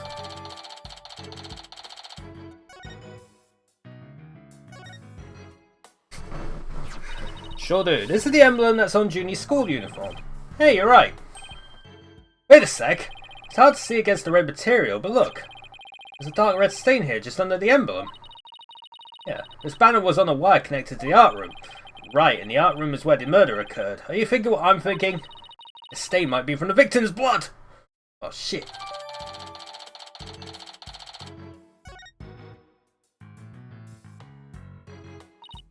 Whew, that was a whole lot of poking around in such a short time. Does that mean you're satisfied? Actually, there was one more thing I wanted to check out. See that metal fence back there? It's just that one segment, so it seems out of place. It looks like they were in the process of removing them after the stage was set up, but they were never able to finish on account of the murder. Take a look if you think it could be important. This track looks man-made. Hey, you're right, and it looks like it starts from behind the backdrop. Maybe a big money pro wrestler was hiding back there? Well, that was totally random, but we'll never know until we take a look. Looks like something was being dragged through here, and this is where it started. Yeah, but whatever it was, it's long gone. It must have been pretty heavy. Perhaps it was used in setting up the school festival. Ah, then I guess it wasn't a pro wrestler. Still, this could be something important. Well, that's about it for the stage. Right, I think we better search the art room next. I think I'll hang around here for a while, but make sure to tell me once you find it, yeah? Find what? What else? The Gaviniers banner that disappeared from the stage. You never know, it just might be connected to the case at hand. Really? Or does he just want his banner back? Sis, don't tell me. So in short, that's... Hey!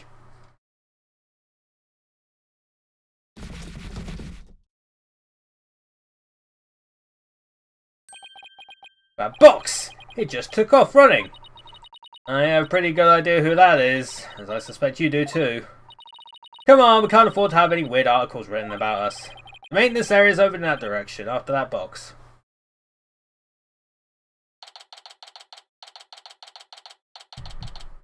Oh dear. Maintenance area. Stupid box. Miriam! You're liable to get tossed in the garbage truck if you hang around here. Just an empty box. And that's what you do with them. You throw them away. Hey, did you change boxes? I like the new look. What does it matter anymore? I was a complete failure in court today. My work, my pride, my dreams, everything I've worked so hard for, gone! Sorry, Miss Scuttlebutt, but... doesn't believe you had to scoop when you really did make you a failure as a reporter. I like how we got to have a look at it. Failure as a reporter? Cack.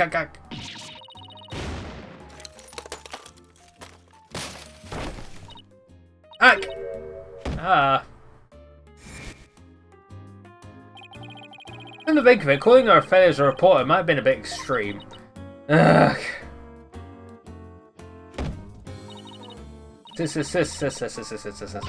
Scold me, despise me, pack me away when I'll never see the light of day. I've been cast aside to waste away into a big pile of mushy paper mache. I kind of feel responsible for this, but now's our chance to prod her for information while she's vulnerable. You know, I bet that's what you were just thinking. What kind of a person do you think I am? Read me like a book. That was you on the stage earlier, wasn't it? Why'd you run off like that?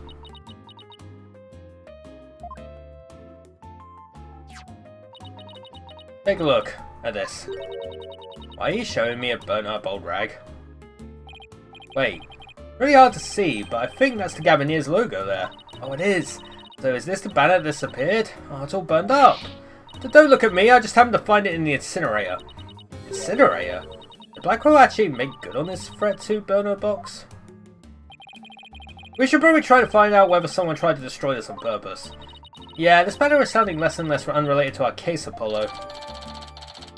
Oh dear. The depths of despair. Miriam, I owe you an apology. I shouldn't have said you were a failure as a reporter. Too late. I already decided journalism isn't for me. Last step is to erase all of the photos on my PC. I'm really gonna do it. Here goes. 5%. 10%. 4 years of my life down the drain. Shouldn't we stop her, Athena? Miriam, you should keep publishing your paper. I didn't mean what I said, okay? You didn't mean it? Oh. No, my photos! Stop! Cancel! Abort!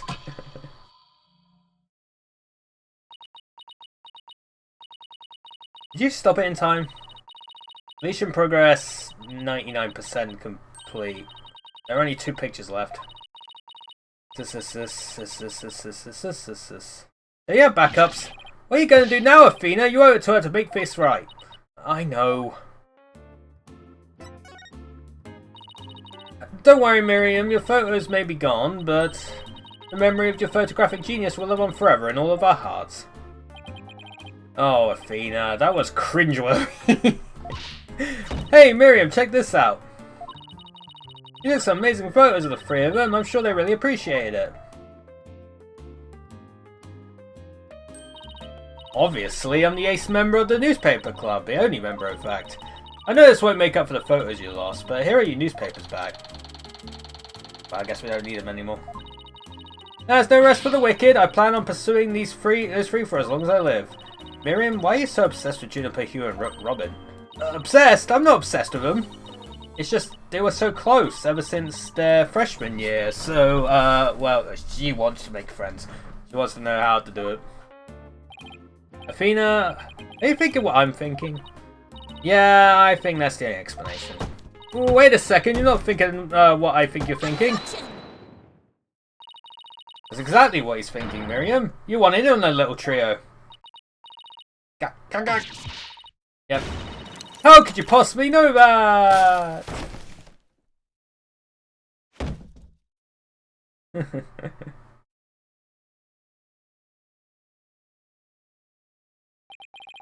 That's one abused laptop. Cack. My laptop won't turn on. Never thought my life would end so soon. A mere 17 years. Now I really feel bad. Oh, I know. Miriam, we have a laptop at the office. We'd be able to lend it to you. Huh? You have a laptop I could use? Sure, but on one condition. I want you to ask Junie, Hugh, and Robin if you can hang out with them. What? Like I could never do that. Sorry, but that's the deal if you want to borrow a laptop. Now, you scare me sometimes, Athena. You're like a good cop, bad cop all rolled into one. Cack. Fine, I'll do it, if that's all you want. Yay, I'll be by later to bring you the laptop. Wait! It's not like I owe you anything, but here.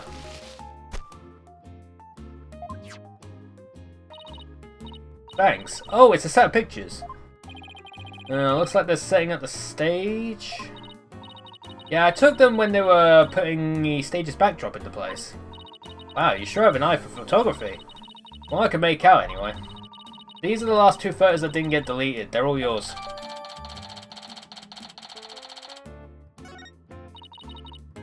Well, see you around, scary lawyer lady. That was really impressive, Athena. What's next? Well, I'd like to talk to Hugh or Robin if possible. Okay, let's walk around and see if we can find them. There's one more thing we can do. Hey, we found your banner. I just wanted to say thanks for helping with our investigation. No dunking necessary, Fraulein. I was doing this partly for myself too. I also have access to police data and gear, what with my many fans on the force. I assume you always get official authorization, right, Prosecutor Gavin? You are such a stick in the mud, air forehead. Let's just say I have my ways. But relax! Unlike Professor Means, I believe there is no proper end without justifiable means. And that always includes a bright smile and some wicked air guitar. For a second there, I thought we were going to get philosophical for once.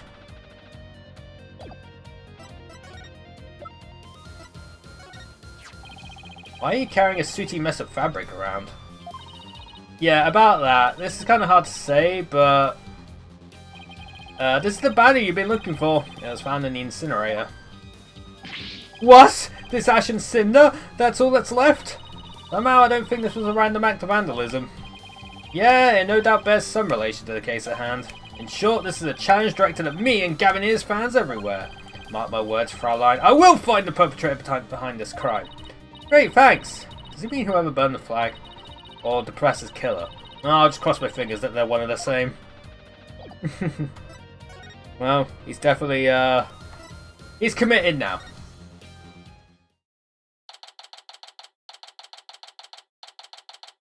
We made him committed because now he has personal stakes on. Hey, that's you over there. Hey, man. Shouldn't they be like... Wait, shouldn't they... I don't know. Shouldn't they be like in detention or something? Because all three of them like confessed or whatever. Here, we wanted a word with you if you don't mind. And if it was Mr. Wright, then sure, but you two? Meh. I knew it. There's a hint of discord in Hugh's voice. You're not getting off that easy. After all, you're a possible suspect, plus you actually confessed in court. Whatever. So what do you want from me? To make it brief, I don't have a lot of time, and I assume you don't either. About your confession today, you weren't serious about that, were you? Let's just say I had no choice thanks to a certain lawyer who failed to get the job done. Ugh. So you're really prepared to take the blame for this? Not gonna happen. The voice on the tape is female, so that rules me out. Let's put it this way. You don't actually believe that ridiculous play on words, do you? Well, my confession is just like that. A means to an end. Or as we say around here. The end justifies the means. I actually do believe the voice is shouting Hugh O'Connor. Juniper's confession was quite advantageous for the real killer. But if Robin or I were actually the killer, we wouldn't have confessed. It's that simple. Even you should be capable of such reasoning, or have I overestimated you? You'll make a great lawyer someday. I mean, you seem to enjoy getting under people's skin. Could Hugh and Robin's confessions really prove their innocence instead of their guilt? This is going to take some serious thinking on my part. Relation to Blackwell. It sure looked like Professor Blackwell was twisting your arm to testify earlier today. Is there some sort of secret he's using against you? I've no intention of saying anything more now, if you'll excuse me. Hold! I am not through with you yet. It seems the road prosecutor has it out for me. Leave, and we just might discuss you know what. No, wait! I'm not staying with Mr. Coolers, is it? What's that all about? I changed my mind. I'll stay and testify. You really are a rank amateur. Even if that were true, you think I'd open up to you? So, he's not denying it. That secret might be causing the discord in his voice. And again, we had the same problem with Junie and Robin. You're just wasting your time and mine. Next question. About a meeting with Professor Court on the 23rd. Why did she want to see you? I have no intention of telling you. You'll have to force this out of me any way you can. Professor Mean strikes again. Then again, Hugh is in the lawyer course. Didn't Professor Court used to say that the only good result is the truth? So why don't you drop this whole charade and just tell me the truth? The truth? How can you be so sure it will help you solve the case? The truth isn't necessarily your friend, nor Juniper's for that matter. No, you're wrong! I don't care what anyone says, I'm going to defend Junie the right way, using the truth.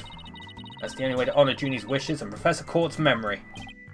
I see. Very well, Miss Sykes. I'll testify tomorrow about that truth you're so interested in. Ew. But... don't look to me if something happens to Juniper because of it. Understand? What's that supposed to mean? What a terrible thing to say. I thought you guys were friends. Yes, we were. Until just recently, actually. Well, I already told Juniper, so I might as well tell you. I don't really care about her anymore. What? Why? Just as I have my secrets, she has a side you've never seen. Juniper's not all sunshine and rainbows like you think she is. What are you saying? This conversation is over. I said I don't have a lot of time, and I meant it. Hugh, wait! He's gone. He doesn't care about her anymore. Why would he say that? That didn't go so well. I guess we'll just have to pin our hopes on this testimony tomorrow. Athena, what do you say we head over to the art room? Might be a nice change of pace. Hopefully the police have completed their investigation. Alright, we don't really have much time left anyway. That's all gone horribly wrong. October 25th, Themis Legal Academy, 3F Art Room. Ha ha ha! Why if it isn't my little lawyer friends again? Thanks again for lowering that school banner for us earlier. Don't mention it! Helping those in need is what my brand of justice is all about. Right, so this art room was where the murder actually occurred. That's right. You can't see it with the naked eye, but there's blood on the floor. That area roped off in the middle of the room marks the spot. The police investigation is done, so if you want to look around and knock yourselves out. I guess I've got to talk to you first. Find anything new, Detective Albright? Ha ha ha, good question. Unfortunately, the answer is nothing much yet. And he sure is confident of having found nothing. But if we're talking outside the art room, there has been a major breakthrough. Oh dear, unless I find out what that is, I don't know what I should do. Any for theatrics? I was told I could fill you in on this one. Oh wow, you saw right through me, Detective. I'm impressed. Looking to get arrested for murder via unwanted flattery, are we? God, this fucking guy is eccentric. So, what's the major breakthrough you mentioned? You want to know? You really want to know? You really? Oh, come on, just tell us already. Aw, you're no fun. Anywho, we got the results of the voice print analysis back. Voice print? You mean for this tape recorder? Exactly. The voice belongs to the suspect, Miss Woods, beyond a shadow of a doubt. See right here? They analysed the voice on the tape inside and out. Well, shit. You thought the voice on the tape was saying Hugh O'Connor? Thanks for the good laugh, Miss Sykes. Ah! He's the last person I want laughing at me. Now there's evidence of Juniper shouting Uragona around the time of death. If we were to take this as truth, how are we supposed to make sense of it? I don't know. I can't think of any reason why Junior would shout that in the first place. Wow, shit. Well, that's our fucking reasoning out the window, wasn't it? Wait, is the clock frozen? It's still 7:10. This is the clock that created that major problem for Junie. Let's take a closer look. Don't waste your time. I've checked it and it's 100% accurate. You sure? How do you check it? Of course I'm sure. I compared it to my own watch, see? Detective Fulbright, didn't you notice that your watch had stopped? It has? This is unacceptable. We obviously can't rely on him. Let's take a look for ourselves. Let's see. Wait a second. It's ahead by 1 whole hour. Well, Detective? Ugh! But... This clock must have also been an hour ahead when this photo was taken. If so, that would fit perfectly with Junie's testimony. Prosecutor Blackwell won't like this. I almost feel sorry for the detective. Almost. You can at least pretend to feel sorry by wiping that big grin off your face. Wait just 1 minute. The clock is an hour ahead right now, sure. But what proof do you have that it was running ahead on the day of the crime? That's a good question. Wait. I think I just might have something. Detective Fulbright, you would agree that there is a moon outside this window, right? Sure, a nice crescent one, like something out of a picture book. But if you look at that window in the back with the winch attached to it, you'll see that the only view to be had is the opposite side of the school building. Oof! Then what's this moon doing here? I wonder. Prosecutor Gavin, you were scheduled for... Oh, it's that thing in the background. You were scheduled to perform at the school festival, weren't you? That's right, but I hadn't seen the stage until yesterday. That backdrop with starry sky and big crescent moon isn't half bad. Isn't this the same as the one painting on the stage backdrop? Proof's right here, Detective. This shows that it was 6 PM when the photo was taken. Take that! I know what this moon really is. And if you look at this photo, you'll know too. This shows where that moon in the photo came from and the truth of Judy's testimony. What? Where? Where does it show that? If you look right here, it will all become crystal clear. Take that!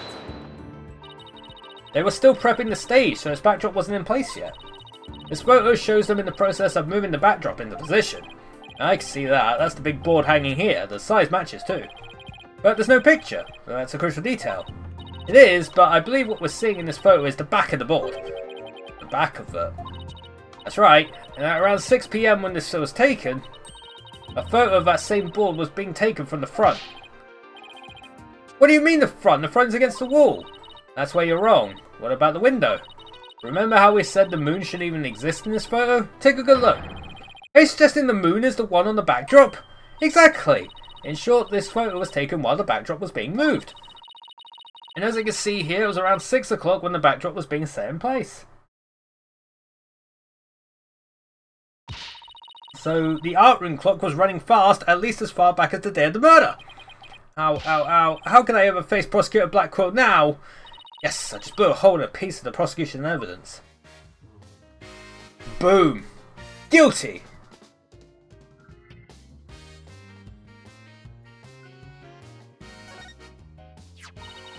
A mock trial script on the floor and nearby an envelope marked news. I wonder if Miriam's script was ever really inside that envelope. Let's see here. By Miriam Scuttlebutt, and the title is Rouge et Noir, Crimson Blood and Dark Judgment. I won't take part in that mock trial, she begged me. It says there are special rules allowing the payment of bribes while court is adjourned. Oh, and you can bring in up to $3 worth of fabricated evidence. It also says, "Welcome to the darkest mock trial ever, where the end justifies the means." The prosecution claims this is the script that was supposed to have been used, but the scripts were selected by Professor Court, considering how much she valued the truth.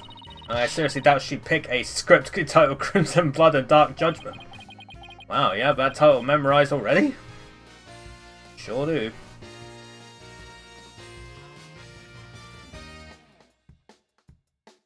Ay.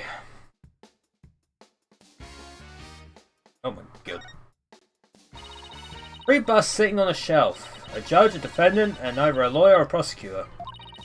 The bearded one must be the judge, and the bummed out looking one the defendant. Oh, there's another one that's fallen onto the floor. I wonder which one fell, the lawyer or the prosecutor. Think, Apollo, think! This can tell us how tomorrow's trial will go. I'll just wait for tomorrow's horoscopes, thanks.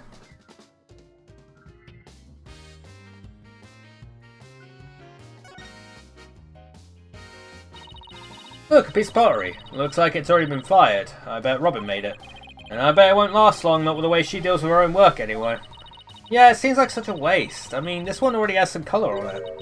It looks just like bloodstains the way the glaze was dribbled onto it. Just like... bloodstains? In justice we trust! That does look like bloodstains. We better examine it at once. I get it. The victim was stabbed in the middle of the room where the big bloodstain is. And then brought over here, at which point some of her blood dripped onto these pieces. That means the body very well could have been dropped from this window. In the mock trial script, the body was dropped onto a mat, and a bull cart was used to move it over to the stage. The maintenance area is below this room, and the storehouse there has a mat and bull cart. So, even the moving of the body was carried out just like in the script? The killer sure had a thing for Junie's script. Well, what did you expect? That's why we suspected the defendant in the first place. Well, you're wrong, and I'm going to prove it in court. Man.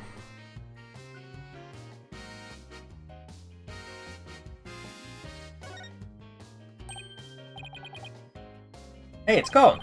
Remember that strange statue in the school camera photo? Right, wonder where it is. Robin's a member of the Fine Arts Club, maybe she could shed some light on this.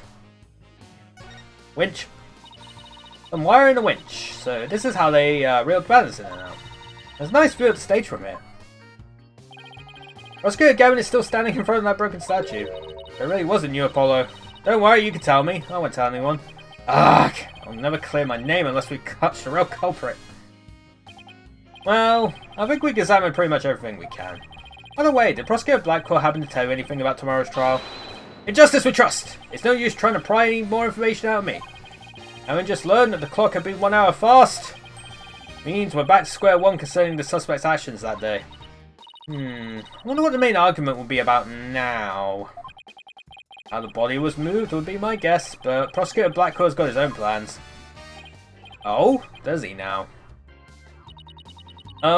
Detective Fulbright. Try as you might, I won't say another word about the investigation. No, I wasn't going to ask about that. I was just wondering if you've seen Robin. Oh, you mean Miss Robin Newman? She was just here a moment ago. And she mumbled something about watching videos in a lecture hall. Video? What video? Thanks, Detective. Athena, I think we should stop by the lecture hall. Right, let's go. I agree, we should probably go there. Ay. October 25th. There she is, Robin. Hey, Robin. Oh, Athena, Apollo.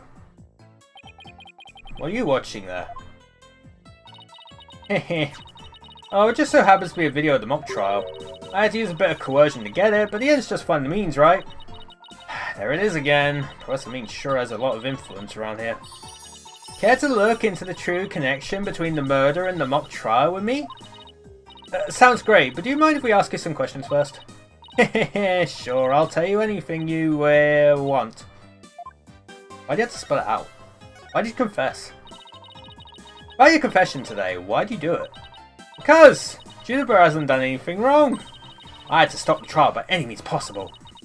Right, the end justifies the means. So, you're a follower of Professor Means too.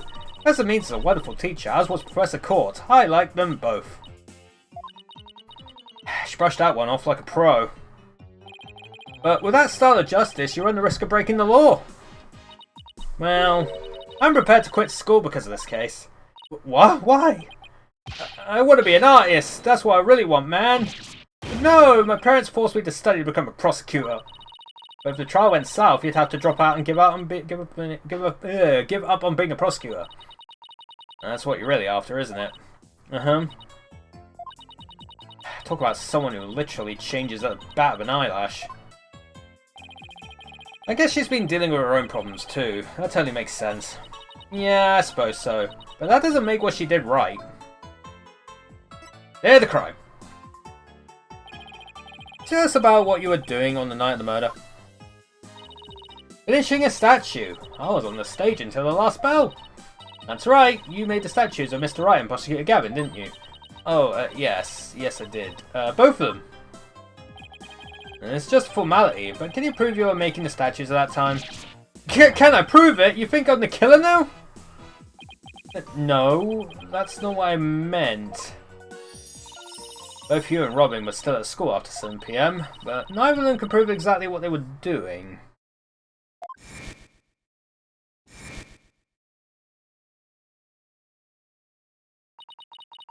Would one of them really have murdered Professor Court? Now that the secret's out. Have there been any problems now that everyone here knows you're a girl? No worries there, I discussed the matter with Professor Court some time ago. I told her I wanted to let everyone know I was really a girl. And just today I found out that she spoke with the school administration on my behalf. Wow, they must really like you. I know, right? But now I can finally be myself here at school. I don't have to hide the fact that I love girly clothes. That's why, Athena, I simply must have this, and this by any means possible. What? But this is evidence we need for the trial. Sorry, but no can do. Aw, don't be a party pooper, Athena. Come on, please. Please. Well, never mind. Stage costume related evidence taken in classic and justifies the mean style. Oh, darn it. Anyway, thank you again, Athena. Thank you for revealing who I really am. I wanted everyone to know before the snitch found out. Snitch? Sounds like a new lead. There's a rumour going around that one of the students here is a snitch. I hear they're watching everything we do. Our activities, our relationships, our interests, and reporting it all to one of the professors. But why would anyone do that? Officially, I heard it's to seek out misconduct among the student body. The rumour has it grades were being bought and sold through the surveillance network. That's bribery! The situation of Themis Legal Academy is worse than I thought. While all of this is important stuff, I still want to ask about that thing in the art room. I'll have to present some evidence to show her what I'm talking about, though.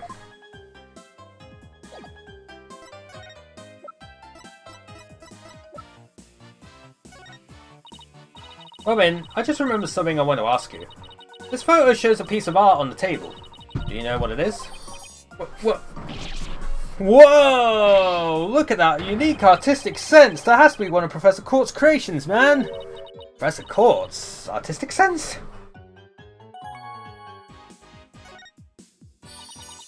Professor Court's artistic sense? That's a tough one. I'd say it's avant-garde and very eclectic. In other words, it's weird and all over the place.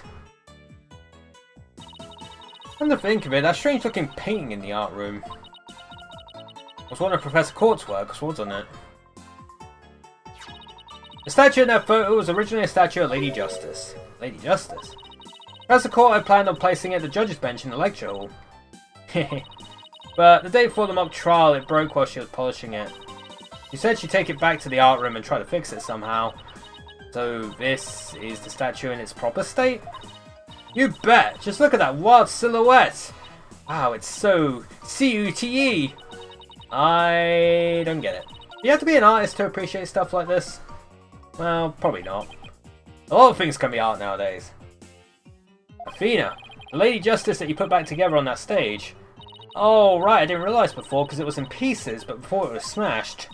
Maybe it didn't look like Lady Justice, but more like it does in the photo.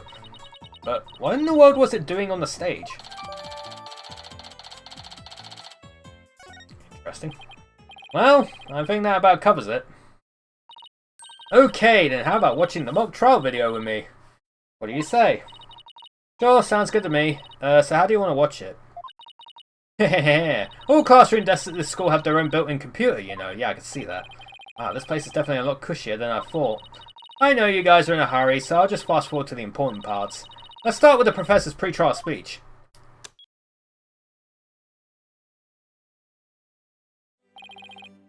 Good afternoon. I would like to start by thanking you for coming here today. Oh, that sounds like Professor Means. The mock trial, the crown jewel event of the school festival will begin shortly. Is the camera like this the whole time? Yeah, it's in a fixed position in front of the stage. When I was a student, I too could hardly wait for this day to come. How come teachers' speeches always make me so sleepy? Let's just skip to the end of his speech. Oh hey. Now let the mock trial begin! Hey, what's the deal here? Why is Junie so large in this shot? It looks to me like she cut right in front of the camera. Juniper was also in charge of the audio, even though she was already playing a part in the mock trial itself.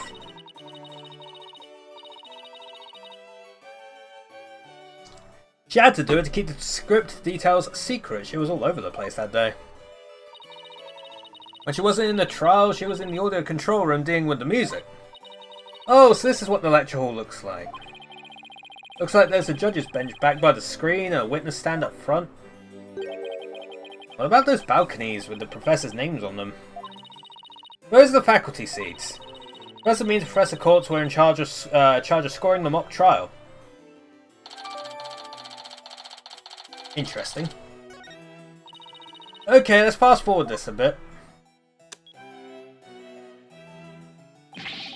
And that's why the defendant is definitely guilty! Ah, that was me, could you tell? Objection! Freya co-ed used her bare hands to stab her professor with an arrow? I don't think so. You read that line in the mock trial, Apollo, but you made it sound kind of weird. Oh, cut me some slack. It was my first time reading that script. I think Juniper's going to speak next. I didn't do it! I had suffered a breakdown and pretty much lost it. It's true I shouted, "You're a goner," but I didn't mean it. Wow, what an emotional performance. She put a real actress to shame. Wait, go back and play that scene again. You really think that's necessary? I didn't do it. I had suffered a breakdown and pretty much lost it. It's true I shouted, "You're a goner," but I didn't mean it. Stop, did you hear that? I think you're onto something. Let's play that last part again. I don't follow. What are you guys so excited about? I think this piece of evidence should explain it. I'd show Robin a piece of evidence that links the line with what we just heard to the case. Tape recorder, right? Where is the tape recorder? Oh, there. Take that!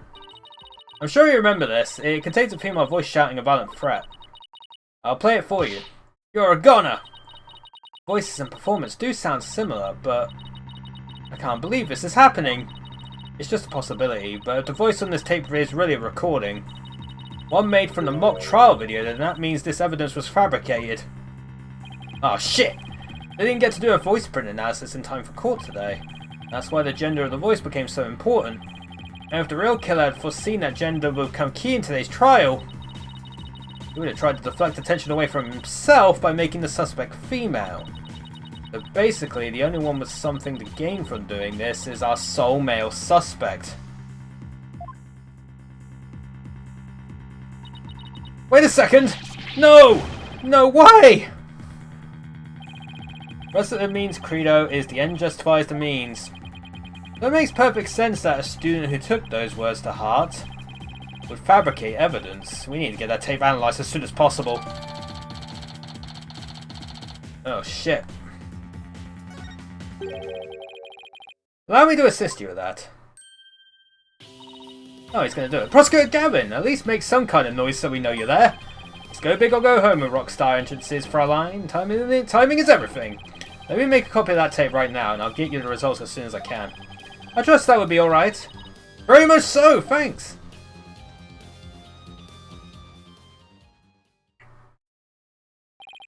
Well, Athena, it's almost sundown. Isn't it about time we head over to the detention center?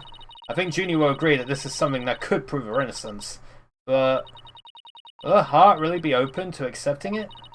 She had to have known this was what I'd find.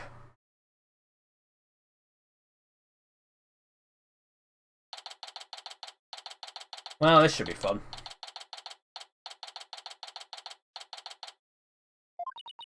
Alright. Now about covers the main gist of our investigation. I see. Very interesting. You've been quite the busy beaver today.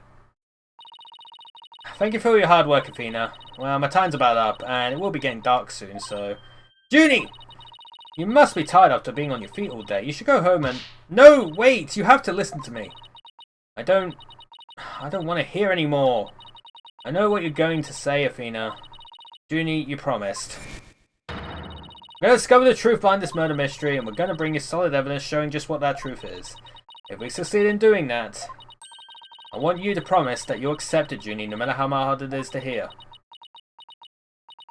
Okay, but only if it's the real truth. So please just listen to what I have to say. Once you've heard me out, I'll let you decide what to do.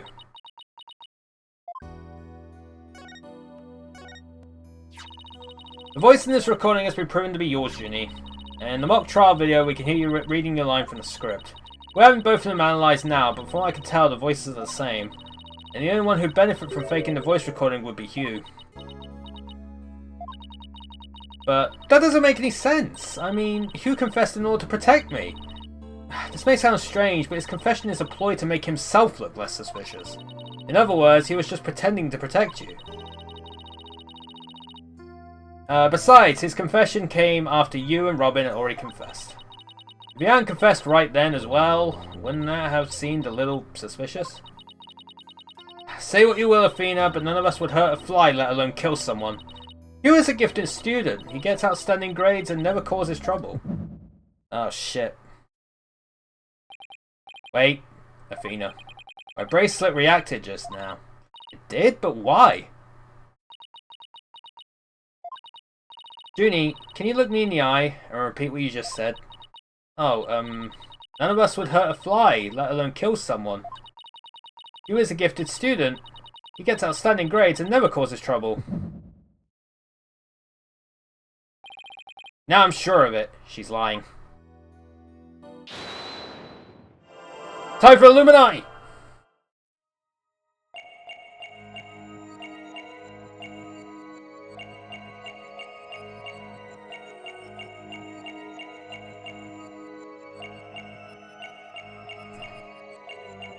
Whoa.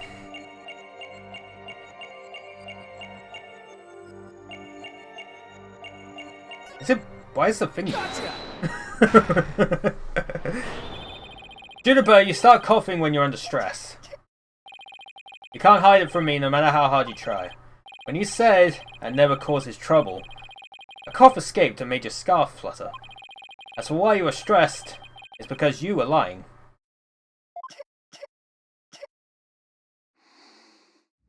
Oh shit. Junie, you're trying to hide Hugh's connection to this case, aren't you? And I believe that also ties into a secret about yourself. A secret about me? I don't understand. I already told Juniper, so I might as well tell you. I don't really care about her anymore. What? Why? Juniper's not all sunshine and rainbows like you think she is. Oh no. He ended their friendship after he found out Junie's secret, which means Hugh must have felt betrayed by Junie, making her... She's the fucking snitch. You were a Professor Court snitch, weren't you? There's a rumour going around that one of the students here is a snitch. I hear they're watching everything we do, our activities, our relationships, our interests, and reporting it all to one of the professors. And while fulfilling that role, you learned something about Hugh you'd rather forget. I don't know what you're talking about. Junie, please, stop hiding things from me. I hate having to force things out of you like this. Looks like we're going to have to do this the hard way. I need to review the evidence to see if I can't prove my hypothesis. I must have something that proves Junie's the snitch, and Hugh's connection to the case. Take that! Right here in Professor Court's planner it says routine report. I believe this is meant to mean when the snitch would report into Professor Court. I also believe Professor Court planned to meet Hugh in private based on the snitch's info. And from their meeting, Hugh must have put two and two together and figured out your secret. So you see, it all makes sense only if you're the snitch, Junie.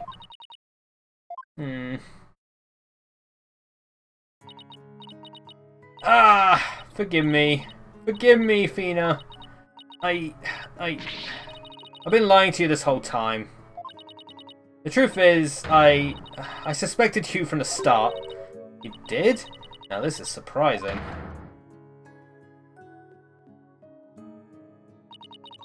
I'm so sorry. I've talked about friendship so much, but I've been a terrible friend. Oh, fuck. Juniper, I know that special kind of hearing that Athena does, but I don't need it to sense the pain you're feeling inside. And its intensity is directly proportional to how you feel about your friend. Am I right? Oh, Apollo. Please, Junie, tell me why you suspected Hugh. I have a feeling that'll be the key to getting to the bottom of this whole case.